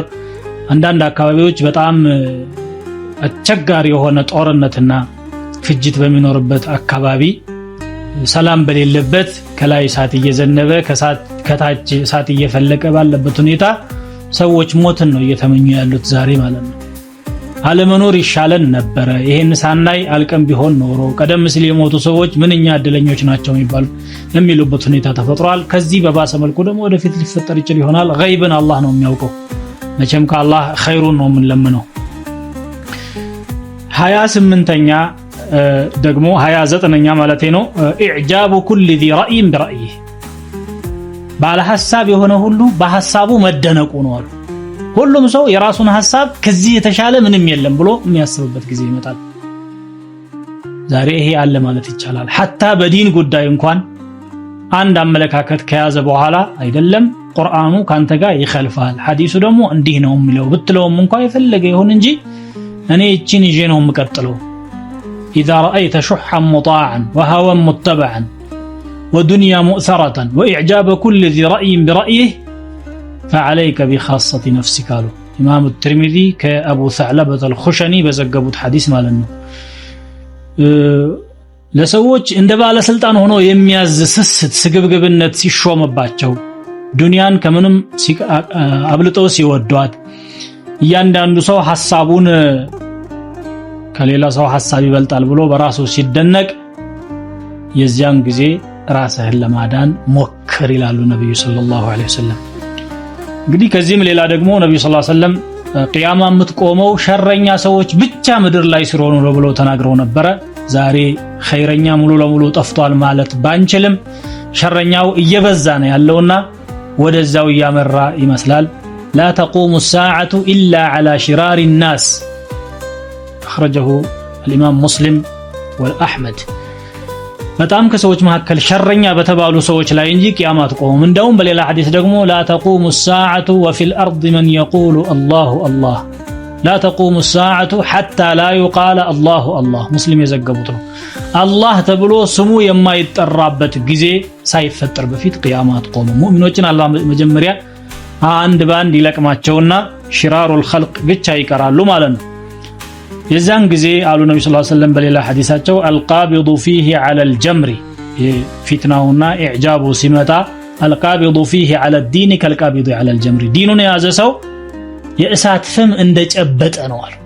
በጣም ፈተና ከመብዛቱና ከዲን የሚያርቁ ነገሮች ከመብዛታቸው የተነሳ የእሳት ፍም በእጁ የመጨበጥ ያህል ነው። ምን ያህል እንግዲህ እሳት መጨበጥ እንደሚቻል መገመት አያዳግትም። እየተጎሳቆለ እየተሰቃየና መከራ ያየ ነው ዲን የሚይዘው አኺር ዘመን ሰው ብለዋል ማለት ነው። ሌላው በሚገርም መልኩ ተፈጽሞ የምናየው ዘዋሉል ጂባሊ عن اماكنها ተራራዎች ከቦታዎቻቸው ይወገዳሉ አሉ ነብዩ ሰለላሁ ዐለይሂ ወሰለም። ዛሬ በተለያዩ ዓለም አቅጣጫዎች ሰዎች አንዳንድ ግንባታዎችን ሲፈልጉ ትላልቅ ግንባታዎችን መንገዶች ሊሆኑ ይችላሉ ከተሞችም ራሳቸው ግዙፍ ተራራዎች ተደልድለው ተደቆሰው ከሌላው መሬት ጋራ እንዲስተካከሉ ይደረግና እዚያ ላይ ቤቶችና ግንቦች ሲሰሩ ይስተዋላሉ ማለት ነው። ሌላው ደግሞ ነብዩ ሰለላሁ ዐለይሂ ወሰለም የተናገሩት ኢልቲማሱል ዒልሚ عند الأصاغر ትናንሽ የሆኑ ሰዎች ዘንድ ዕውቀት ፍለጋ መሄድ ይኖራል አሉ አኺር ዘማን ላይ لا تقوم الساعة حتى يلتمس العلم عند الأصاغر ትናንሽ ሰዎች ዘንድ ዕውቀት ሲፈለግ ነው ማለት ነው። ሱፊያን ኢብኑ ዑየይና እንዳሉት الأصاغر أهل البدع የቢድዓ ሰዎች ማለት ነው። ራሳቸው መታረም ሲገባቸው ያን ቢድዓቸውን ከዲን ዕውቀት ጋር ያቀላቀሉ የሚያሰራጩበት ወቅት ይፈጠራል ማለት ነው ብለው ፈስረዋል። ሐዲሱ ግን ከዚህም በላይ ይቀበላል። ሙስሊሙ ከኩፋሩ ዕውቀት የሚፈልግበት ሁኔታ መፈጠር ማለት ነው። ምክንያቱም በአሁኑ ወቅት ይሄ በሰፊው ተፈጥሯል። ሙስሊሞች በዕውቀት ጉዳይ በዓለማዊ ዕውቀት በተለይ በጣም ወደ ኋላ ስለቀሩ ያንን ድክመታቸውንና ያንን ክፍተታቸውን ለመሸፈን ሲሉ የግድ ከኩፋሮች ሄደው መማር አማራጭ የሌለው ነገር ስለሆነ ወደ ተለያየ ካፊር ሀገሮች እየተጓዙ ዕውቀትን ይቀስማሉ። ይሄም የቂያማ ምልክት ነው ብለው ነብዩ ሰለላሁ ዐለይሂ ወሰለም ከተናገሩት መካከል ነው። ሌላው ደግሞ የዓለም ኩፋሮች በሙስሊሙ ላይ ይሰባሰባሉ። ዩሸኩ አን ተተዳዓ ዐለይኩም አልኡመም ከማ ተተዳዓ አልአከለቱ ዐላ ቀስዓቲሃ ህዝቦች በእናንተ ላይ የሚጠራሩበት ጊዜ ቅርብ ነው፣ ተመጋቢዎች በማዳቸው ዙሪያ እንደሚሰባሰቡት አሉ። በማድ ዙሪያ የተሰባሰቡ ተመጋቢዎች እያንዳንዳቸው ያን ማድ መቁረስና ማጥቃት እንጂ ማትረፍን አያስቡም። ስለዚህ እነዚህ አንድ ህብረ ብሔር ፈጥረው አዕዳኡላህ ኩፋሮች በሙስሊሞች ላይ ተሰባስበው የሚቀራመጡበት ጊዜ ይፈጠራል አሉ። ዛሬ ይሄ ተፈጥሯል ማለት እንችላለን። በዓለም አቅጣጫ ያሉ ኩፋሮች በተለያየ ስም የሙስሊሙን አካባቢ እየወረሩና የሙስሊሙን ሀገር ምርት እየወሰዱ በተለይ ዲን ያለውን ሰው ደግሞ በጣም ስቃይ ውስጥ እያስገቡት ነው የሚገኙትና ነብዩ ሰለላሁ ዐለይሂ ወሰለም የተናገሯቸው ትንቢቶች አብዛኛዎቹ ተፈጽመዋል ማለት እንችላለን። አማ ምልክት عدم تحري الرزق الحلال حلال የሆኑ ሪዝቆችን አለመፈለግና حلال ለመሆኑ አለመጨነቅ ነው። አኺረት ዘማን ሰዎች ገንዘብ ከማግኘት ባሻገር ገንዘቡ ከምን መጣ ብለው ያስቡ። በአራጣ ይሁን በስርቆት ይሁን በዘረፋ ይሁን በጉቦ ይሁን በማጭበርበር ይሁን ብቻ ገንዘብ ይገኝ ነው ሁሉም ያለበት ሁኔታ ይሄ ነው። አላህ ያዘነላቸው ጥቂት ሰዎች ብቻ ሲቀሩ ይሄ ሁኔታ መከሰቱ የቂያማ ምልክት ነው አሉ። ይሄ የሚከሰተው ደግሞ ዕውቀት ሲጠፋ ጃህል ሲስፋፋ አላህን መፍራት ሲመነምን ነው። روى البخاري في صحيحه من حديث أبي هريرة رضي الله عنه عن النبي صلى الله عليه وسلم قال ليأتين على الناس زمان لا يبالي المرء بما أخذ المال أمن حلال أم من حرام بسوچ لاي عند زمن ይመጣል አንድ ሰው ገንዘብን ከምን እንደያዘ የማይጨነቅበት ከምን እንዳገኘው ሐላል ይሁን ሐራም ይሁን ጉዳዩ የማይሆንበት ጊዜ ይመጣል። በቃ ሰዎች ገንዘብ ከማግኘት ውጪ ገንዘቡ ከየት ነው መገኘት ያለበት እንደምን የተገኘው የሚለውን የማይጨነቁበት ማለት ነው። አላህ Subhanahu Wa Ta'ala በገንዘብ ጉዳይ ሁለት ጥያቄ ነው የሚጠይቀው ለእያንዳንዱ ሰው። በሌላ ሐዲስ እንደመጣው من أين اكتسبه ከየት እንዳመጣው ይጠየቃል። ነግዶ ነው አርሶ ነው በላቡ የደሞዝ ስራ ሰርቶ ነው ከአባቱ ወርሶ ነው ከምን አመጣው ይጠየቃል አይቀርም።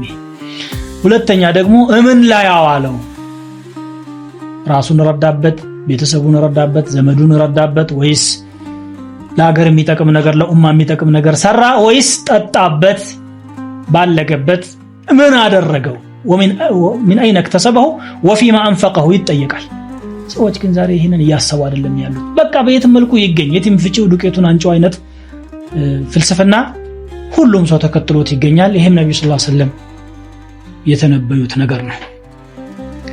ሌላው ደግሞ በሚገርም መልኩ እየተከሰተ የምናየው የውሸት መስፋፋትና መንሰራፋት ነው። ነብዩ ሰለላሁ ዐለይሂ ወሰለም የቂያማ ምልክት ብለው ከተናገሯቸው መካከል ወየፍሹ ወልከذብ ብለዋል። ውሸት መስፋፋቱ ነው ብለዋል። ቡኻሪ የዘገቡት ሐዲስ ነው። ዛሬ ውሸት በግለሰብ ደረጃ ይዋሻል፣ በድርጅት ደረጃ ይዋሻል። ታላላቅ ተቋሞችና የሚዲያ ተቋማት በመዋሸት ዓለምን ለማታለል ምንም ወደ ኋላ ያሉበት ሁኔታ የለም። ቴሌቪዥን ይዋሻል፣ አይዋሽም አትበል። ዛሬ ሰው ህዝቡ ሞኝ ነው። በቴሌቪዥን ተነገረ ከተባለ ቁርአን ወረደ የተባለ አይነት ነገር አድርጎ የሚያስባለ። ሬዲዮ ይዋሻል፣ ጋዜጦች ይዋሻሉ።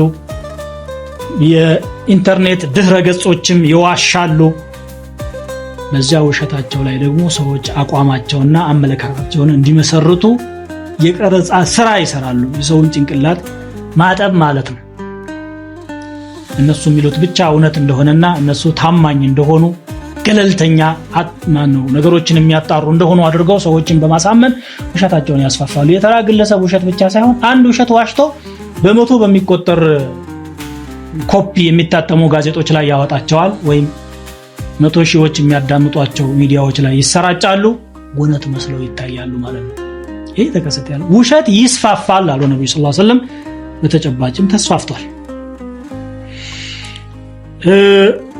ሱቆች ይቀራረባሉ አሉ። ሌላው ደግሞ ሱቆች ይቀራረባሉ ማለት ንግድ በጣም ይስፋፋል ማለት ነው። ይሄም ዛሬ በግልጽ እየተከሰተ ያለ ነው። እጅግ በጣም ሩቅ የሚባሉና በአመትና በሁለት አመት ሊደረሰባቸው የሚችሉ አካባቢዎች በመርከብ በአውሮፕላን በተለያየ መንገድ ሸቀጦቻቸው ወደ ሌላው ሀገር እየደረሱ ፈጣን የሆነ ቅብብሎሽ እየተደረገ ነው ያለው። ይሄም ከተፈጸሙ ትንቢቶች መካከል ነው ማለት እንችላለን ማለት ነው።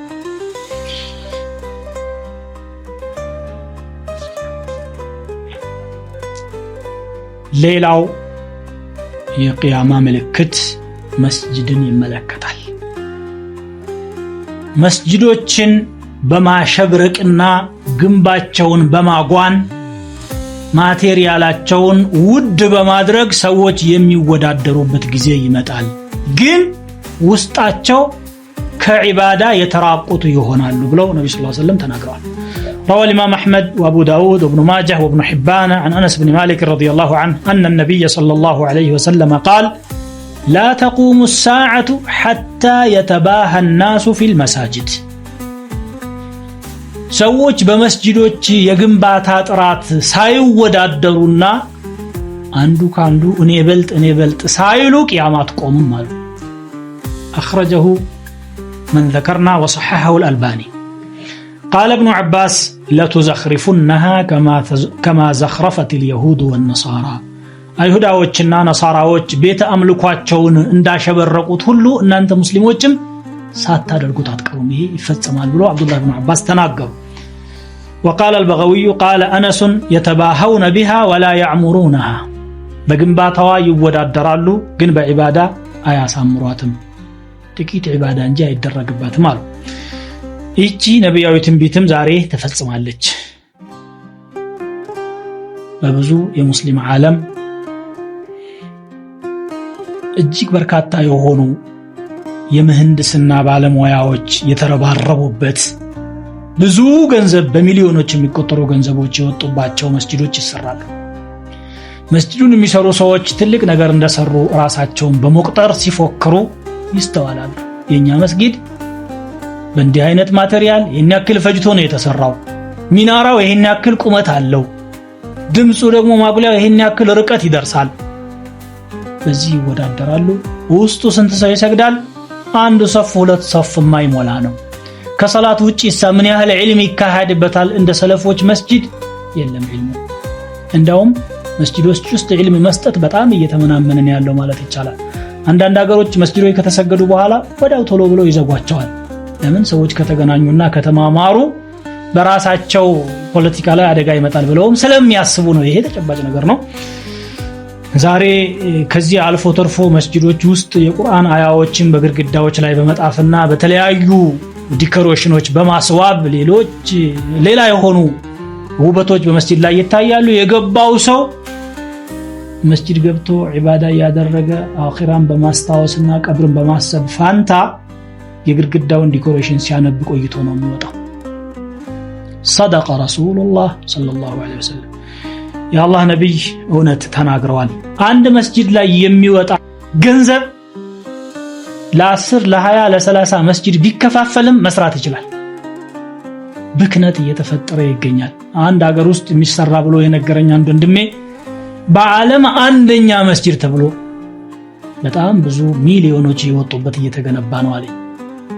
አክበር መስጂድ ፊል ዓለም ተብሎ እዚሁ ሀገር ውስጥ ግን ዑለማዎች የማስተማር እድላቸው የመነመነ የዲን ትምህርት ፕሮግራሞች ያነሱ ሆኖ ይስተዋላል። እንዳው ለዝና ብቻ መሪዎቹ ግንባታውን ያሳምራሉ። ቀለሞቻቸው የተለየ ይሆናል። በርካታ ባለሙያዎች ይሳተፉባቸዋል። ብዙ ገንዘቦች ይመጣባቸዋል። በዛ ፋንታ ግን በረሃብ የሚንገላቱ በጦርነት የሚቆሉ በርካታ ደሃዎችና ምስኪኖች አሉ።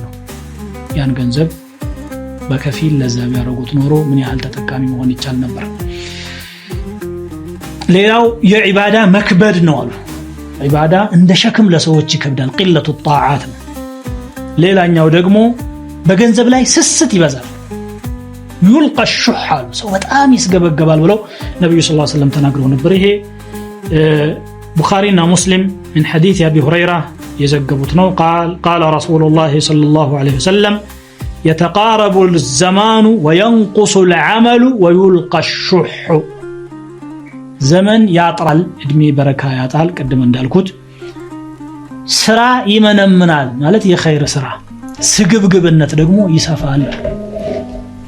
ዛሬ ሰዎች ያስተማሩ ያሉት እንኳን ይሄንን ነው። ስለ ቁጠባ ብቻ ያስተምራሉ። ኢኮኖሚ በቁጠባ ካልኖርን በስተቀር የዛሬውን ኑሮ መቋቋም አይቻልም። ይሄን ሰበካ የትም ታገኘዋለህ። ስለ ሰደቃ የሚያስተምር ግን በጣም ጥቂት ነው። የሚያስተምሩትም ሆነ የሚማሩት ደግሞ ሰደቃን በተግባር መዋላቸው ይበልጡን ከዛ ያነሰ ነው። የሚሰብክ ሊኖር ይችላል፣ የሚተገበር ግን በጣም ጥቂት ነው። ይሄ ግልጽ የሆነ የተፈጸመ ነብያዊ ትንቢት ነው ማለት ነው። ሌላው ያለ ዓላማ ያለ ምክንያት መገዳደል ይበዛል ብለው ነብዩ ሰለላሁ ዐለይሂ ወሰለም ተናግረዋል።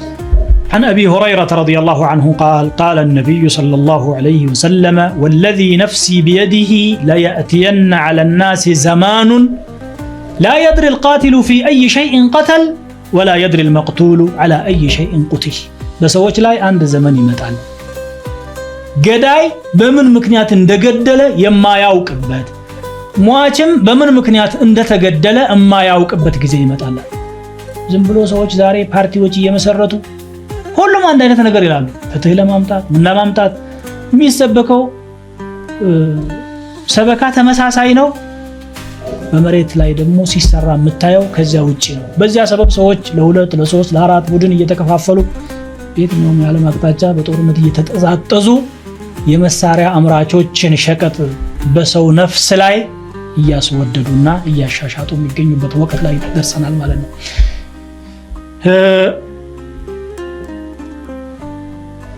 ሰው ለስብዕናው ለተቅዋው ለእውቀቱ ለአማኝነቱና ለቁም ነገሩ መከበር ሲገባው ያቀርቶ ለሸሩ ፍርሃት ብቻ የሚከበርበት ጊዜ ይመጣል። ሸረኛ ይከበራል። ለምን ጉዳት ያመጣል ተብሎ የሚታሰብበት ሁኔታ ስላለ ማለት። ፖሊስ ይበዛል አሉ ነብዩ ሰለላሁ ዐለይሂ ወሰለም። እንደ ዛሬው ዘመን ጥበቃ የበዛበት ጊዜ የለም። ለምን ሲባል ሰው በጥፋት ላይ በጣም ተሰማርቷል። ብዙ ጠባቂዎች ካልተመደቡለትና ካልተኮረኮመ ከጥፋት የማይመለስበት ሁኔታ ስላለ ማለት ነው። ፈሳድ ስለበዛ ሶላት ደግሞ አሰጋጆች ለድምጽ ብቻ የሚመረጡበት ጊዜ ይመጣል። ዑለማዎች ዋጅብና ሱናን ሐራምን ሙንከርን ለይተው አበጣጥረው የሚያውቁ ሰዎች እያሉ ያቀርቶ ድምጽ ያለው አሰጋጅ ብቻ የሚፈልግበት ዘመን ይመጣል አሉ። ዛሬ ድምጽ ምን ያህል ዋጋ እንዳወጣ እንግዲህ ግልጽ ነገር ነው። ይሄ ሰው ዓሊም ነው፣ አላህን ይፈራል፣ ተቅይ ነው፣ እሱ ይምራን በማለት ፋንታ አቀራሩ እንዴት ነው ይላል። እንደውም አንዳንዱ ድምጹ ቆንጆ የሆነ ኢማም ፍለጋ በተለይ በረመዳንና በተራዊህ የምናየው ነገር ነው። ከስንት ወደ ስንት አገር እየሮጠ ይሄዳል። በአካባቢ ያለ መስጂድ እየተራቆተ የሱ ዓላማ በቃ ዜማውና የድምጹ ማማር ብቻ ስለሚሆን ማለት ነው። ጉቦ በጣም ይበዛል አሉ ነብዩ ሰለላሁ ዐለይሂ ወሰለም። ደም እንደ ቀላል ነገር ይቆጠራል። እነኚህን ትንቢቶች ያካተተው ሐዲስ እንደሚከተለው ይቀርባል። روى الإمام أحمد والطبراني عن عابس الغفاري رضي الله عنه قال رسول الله صلى الله عليه وسلم بادروا بالأعمال خصالا ستا سدس ነገሮች ሳይከሰቱ በፊት ቁም ነገር በመስራት ተጣደፉ። ኢምረቱ ሱፈሃ ጅላጅሎች መሪ የሚሆኑበት ጊዜ፣ ወከثرة الشرط ፖሊስ መብዛቱ፣ ወቀጢዐቱ الرحم ዝምድና መበጣጠሱ፣ ወበይዑ الحكم ስልጣን መሸጡ አሉ። ማለት በጉቦ ሰዎች መስራታቸው ማለት ነው። ወይም ደግሞ ዘመዳቸውን ኃላፊነት ቦታ ላይ ያለ ብቃት ማስቀመጥ ማለት ነው።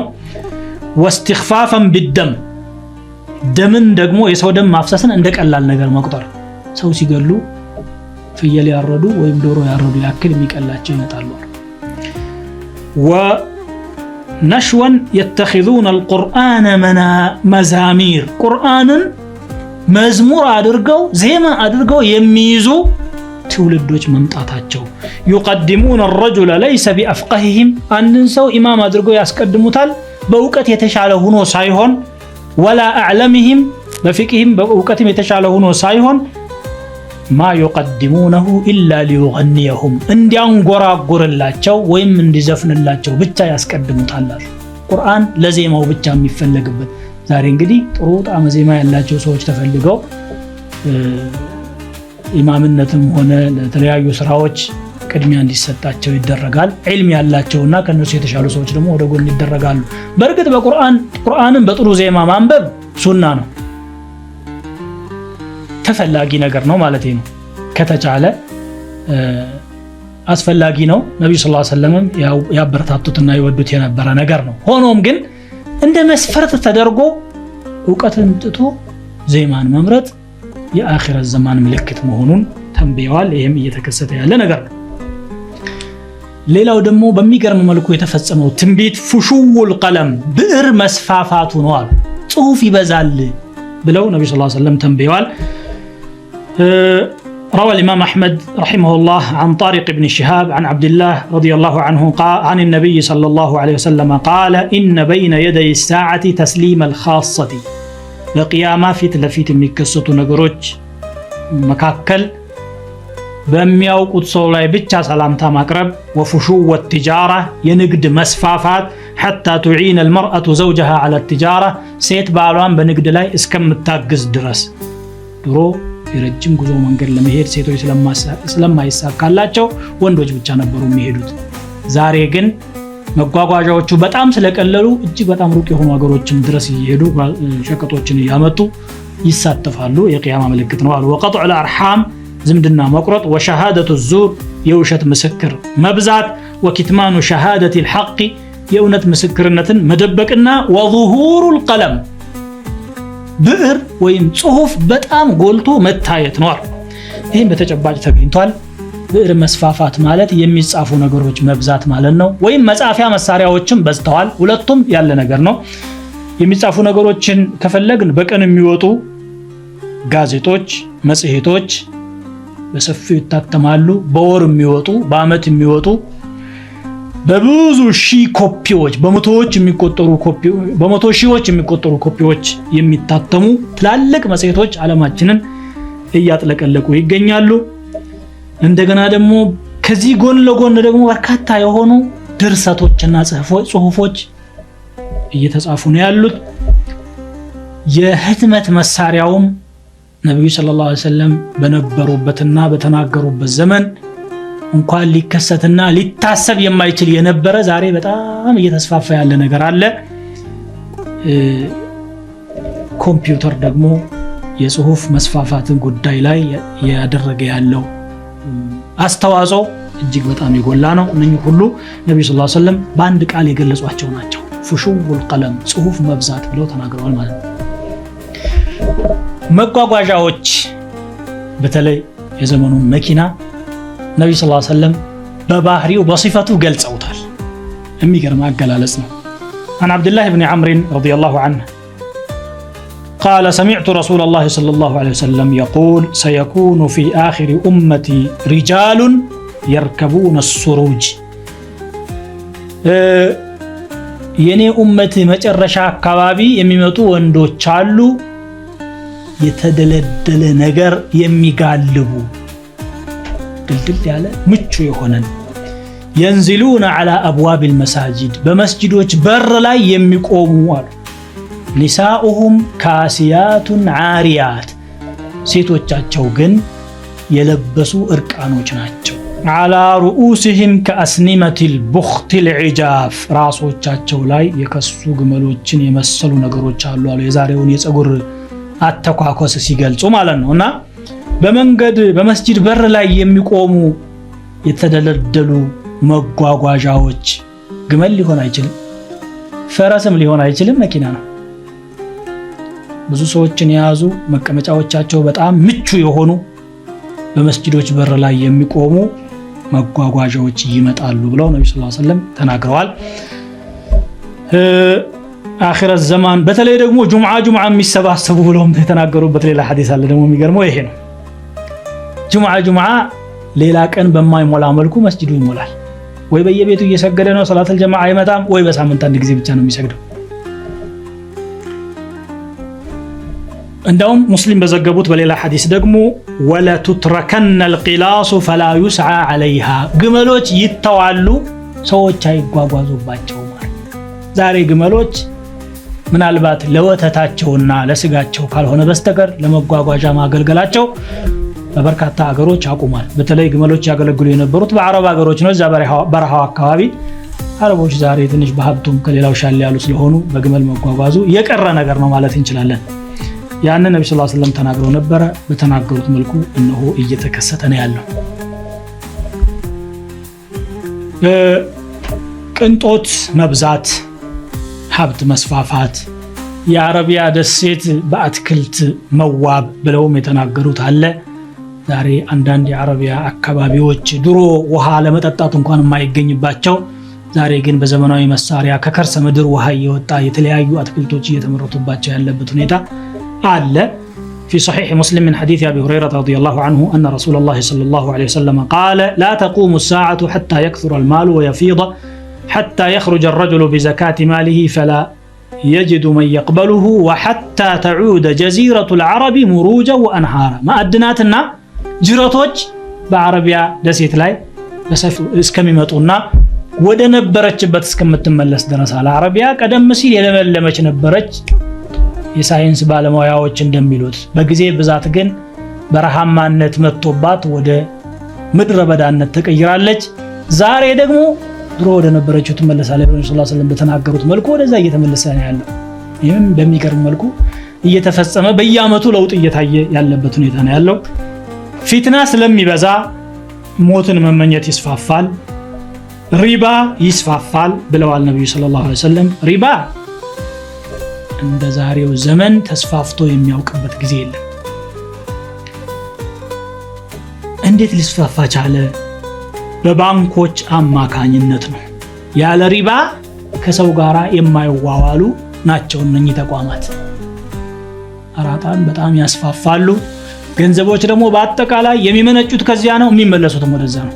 የሚሽከረከሩት በእነኛ በሪባ ተቋማት አማካኝነት ነው። ይሄንን ነብዩ ሰለላሁ ዐለይሂ ወሰለም ወደፊት ይከሰታል ብለው ተናግረው ነበር። በይነ የደይ ሰዓ يظهر الربا والزنا والخمر በቂያማ ፊት ለፊት አራጣ ወለድ ዝሙትና አስካሪ መጠጥ ይስፋፋል አሉ። በሚያሳዝን መልኩ ሙስሊም ነን የሚሉ ወይም ደግሞ እንዳውም አልፎ ተርፎ የእስልምና ዕውቀት አለን የሚሉ ሰዎች ሳይቀሩ የሪባ ስራ ውስጥ በሰፊው ገብተው ይስተዋላሉ። ሌላው ነብዩ ሰለላሁ ዐለይሂ ወሰለም የቂያማ ምልክት ብለው የተናገሩት ያልተለመዱና የማይታወቁ በሽታዎች ይስፋፋሉ። አጂብ ነው፣ የሚገርም ነገር ነው። ለምን እያየነው ያለ ነገር ስለሆነ ማለት ነው። عن عبد الله بن عمر رضي الله عنهما قال أقبل علينا رسول الله صلى الله عليه وسلم عند كان يا الله نبي ودنيا مطوال صحابه يتسبسبوا ودالوبت بوتا مالن فقال يا معشر المهاجرين ان انت يا اسلام سدتኞች ሆይ ከመካ ወደ መዲና ተሰደው የነበሩትን ሲያናግሩ اذا ابتليتم بخمس አምስት ፈተናዎች መጣውባችሁ ስትፈተኑ واعوذ بالله ان تدركوهن እንዳደርሱባቸው መቼም አላህ ይጠብቃችሁ ስንለምነዋለሁኝ። ያንን እንድታርጋችሁ ነው የምትመለከቱ። لم تظهر الفاحشة في قوم قط حتى يعلنوا بها إلا فشا فيهم الطاعون زنا باند ህዝብ ውስጥ ተስፋፍቶ በግልጽ የሚሰራበት ሁኔታ ከተፈጠረ ወረርሽኝ ይመጣል።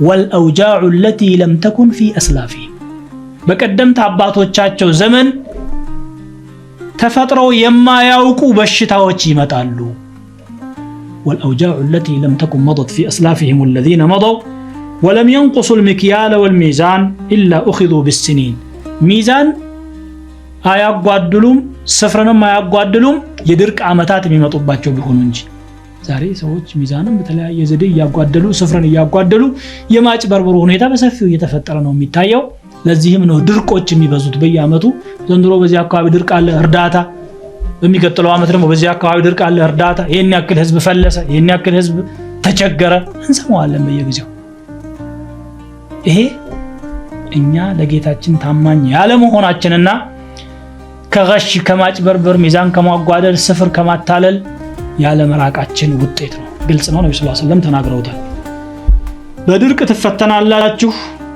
በኑሮ ውድነት ትፈተናላችሁ ወሽደት المؤنة ያሉ የሚገርም አገላለጽ ነው وجور السلطان عليهم በባለ ስልጣናት ክፋትና ግፍም እንደዚሁ ትፈተናላችሁ ይፈተናሉ ولم يمنعوا زكاة أموالهم إلا منعوا القطر من السماء የገንዘቦቻቸውን ዘካ ከከለከሉ ደግሞ ከሰማይ ዝናብ ይከለከላሉ አሉ ረሱል ሰለላሁ ዐለይሂ ወሰለም ولولا البهائم لم يمطروا እንስሳትና ጥፋትን የማይፈጽሙ ፍጥረታት ባይኖሩ ኑሮ እንደ ሰዎች ክፋት ዝናብ ባልዘነበላቸው ነበር ሰዎች ቢያጠፉም ደግሞ ያላጠፉና አላህ እንደፈጠራቸው ብቻ በደመ ነፍስ የሚኖሩ ፍጥረታት ስላሉ ለነሱ ሲያዝን አላህ ዝናብ ያወርዳል በእነሱ ሰበብ ወንጀለኞችም ሪዝቅ ይበላሉ ቂያማ ቀጠሮ ስለሚጠብቃቸው ማለት ነው ولم ينقضوا عهد الله ولا رسوله إلا سلط الله عليهم عدوا من غيرهم يا الله ቃል ኪዳንና የመልእክተኛውን ቃል ኪዳን አያፈርሱም ከውጭ ሆነ ጠላት አላህ Subhanahu Wa Ta'ala የሚሾምባቸው ቢሆን እንጂ فأخذ بعض ما في أيديهم በእጃቸው ያለውን ይነጥቃቸዋል ይዘርፋቸዋል ይቀማቸዋል ይሄ ይፈጠራል አሉ ወለም ተዕወ መሪዎቻቸው ደግሞ የአላህን ኪታብ ተግባራዊ ካላደረጉ በነብዩ ሰለላሁ ዐለይሂ ወሰለም አማካኝነት የመጣውን ህግ ገቢራዊ ካላደረጉ እርስ በርሳቸው አላህ ያፋጃቸዋል ዛሬ የሙስሊም መሪዎች ነን የሚሉ ቁርአንን ወደ ጓዳ የራሳቸውን ሐሳብ ወደ አደባባይና ወደ መስሪያ ቤት አምጥተው ሰውን በመድራዊ ስርዓት እንጂ በፈጣሪ ህግ አንመራም ያሉበት ወቅት ላይ ነው ያለነው በዚህ ሰበብ ደግሞ በመካከላቸው እልቆ የሌለው ግጭትና ንትርክ መፋጀት ጭምር እየተፈጠረ ነው ያለው ነብዩ ሰለላሁ ዐለይሂ ወሰለም በተናገሩት መልኩ ማለት ነው እዚህ ላይ ግን ቆም ብለን የምንመለከተው አኺረት ዘማን ዚና ይሰፋል በዚያ መሰረት ደግሞ የተለያዩ በሽታዎች ይፈጠራሉ ብለው ነብዩ ሰለላሁ ዐለይሂ ወሰለም የተናገሩትን ነው አጠር ባለ መልኩ ከተጨባጩ ጋር ለማዛመድ ምን ሞክረው ዛሬ በጣም እንደ ሰደድ እሳት እየተሰራጨ ያለው በየሚዲያው ማስጠንቀቂያውን የምንሰማው በየጋዜጣው ካውንስሎችም ተቋቁመውለት እንቅስቃሴ የሚደረግለት በሽታ ሁላችንም እናውቀዋለን ኤችአይቪ በሽታ አለ ኤችአይቪ በሽታ የሚተላለፈው 97% በግብረ ስጋ ግንኙነት ነው ተብሎ እየተነገረ ነው ያለው በሌላ አባባል በዚና ሰበብ ነው ማለት እንችላለን እኛ በአገራችን ኢትዮጵያ ደረጃ ኤችአይቪ ለመጀመሪያ ጊዜ በምርመራ ታየ የተባለው 1978 ላይ ነበር ሁለት ሰዎች ላይ ተገኘ ነው የተባለው እንግዲህ ሰዎች የደረሱበት ማለት እንጂ ስርጭቱ ምናልባት ከዚያ በፊትና ቁጥሩም ከዚህ በላይ ሊሆን ይችላል ከዚያም ጊዜ ጀምሮ በመደበኛ ደረጃ የተመዘገበው 1995 ድረስ 147000 ህሙማን አሉ ተብሎ ሪፖርት ተደርጓል ከ95 ወዲህ የጨመረው ምን ያህል እንደሆነ አልታወቀም በኔ በኩል መረጃ አልደረሰኝም ማለት ነው 2.2 እስከ 2.5 እና 6 ሚሊዮን የሚሆን የቫይረሱ ተሸካሚ በኢትዮጵያ ውስጥ እንደሚኖር ይነገራል በዓለም አቀፍ ደረጃ ከ40 ሚሊዮን እስከ 50 ሚሊዮን የሚሆን የበሽታው ተሸካሚ አለ ከ22 ሚሊዮን እስከ 30 ሚሊዮን በበሽታው ሰበብ ያለቁ ህዝቦች አሉ ነው ሪፖርቶች ያመለክቱ ያሉት እንግዲህ ተመልከት ይህን ያህል ህዝብ በማይታይ ሰራዊት እየተጨፈጨፈ ነው ያለው አላህ Subhanahu Wa Ta'ala በአመፀኝነታችንና በወንጀለኝነታችን ሰበብ አይተነው የማንመክተው የማንከላከለው መድኃኒትም ያልተገኘለት በአባቶችና በአያቶች በቅድመ አያቶች ተሰምቶና ታይቶ የማይታወቅ በሽታ እንደ ሰደድ እሳት ሰውን እንዲያረግፍ አድርጎ እየጨፈጨፈ ነው ያለው። ይሄ የዚና መብዛት ውጤት ነው ያለምንም ጥርጥር። ከዚህ ጋር በተያያዘ መልኩ ደግሞ ከወንድና ከሴት ጋር የሚደረገው የዝሙት ግንኙነት ብቻ ሳይሆን ወንድ ከወንድ ጋር ሴት ከሴት ጋር የሚፈጽሙት የሰዶም ተግባርም ግብረ ሰዶም የሚባለው ማለት ነው ዛሬ በዓለም ላይ በጣም ተስፋፍቶ የሚስተዋል ነገር ነው። ነብዩ ሰለላሁ ዐለይሂ ወሰለም አኺረ ዘማን ይፈጠራል ብለው ከተነበዩት መካከል አንዱ ይሄ ነው። أخرج الإمام أحمد والترمذي والبيهقي وصححه عن جابر رضي الله عنه قال رسول الله صلى الله عليه وسلم إن أخوف ما أخاف على أمتي عمل قوم لوط በኡማዬ ላይ በጣም እጅግ ከሚያስጉኝ ነገሮች መካከል አንዱ የግብረ ሰዶም ስራ ነው ብለው ተናግረዋል ነብዩ ሰለላሁ ዐለይሂ ወሰለም። ወደፊት እንደሚከሰት ሲጠቁሙ ማለት ነው። ዛሬ በሌላው ዓለም በምዕራቡ ዓለም በተለይ ይሄ ነገር ህጋዊ መሆን አለበት እየተባለ እንደውም ጋብቻ ነው እያሉት ነው ያሉት። በጣም ዘግናኝ በሆነ መልኩ ተፈጥሮን በሚቃረን መልኩ ማለት ነው።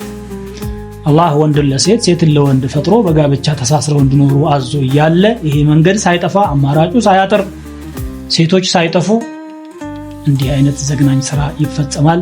ይህንንም ደግሞ መብት ነው ብለው የሚከራከሩለት ታላላቅ መጽሔቶች፣ ማህበሮች፣ ድርጅቶች ተቋቁመው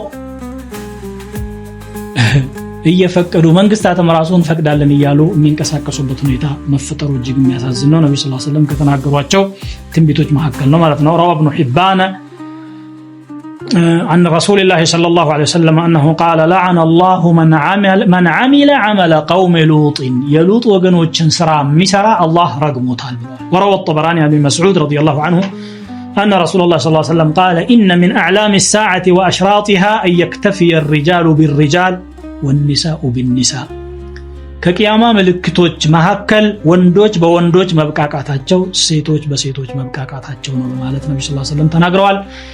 የተፈጸሙ የቂያማ ምልክቶች በሚል ለማቅረብ የተዘጋጀሁት ርዕስ እስከዚህ ድረስ ነው። ግን የተፈጸሙት እነኚህ አሁን የጠቀስኳቸው ብቻ ናቸው ማለት አይደለም። እጅግ በጣም በርካታ የተፈጸሙ ትንቢቶች አሉ።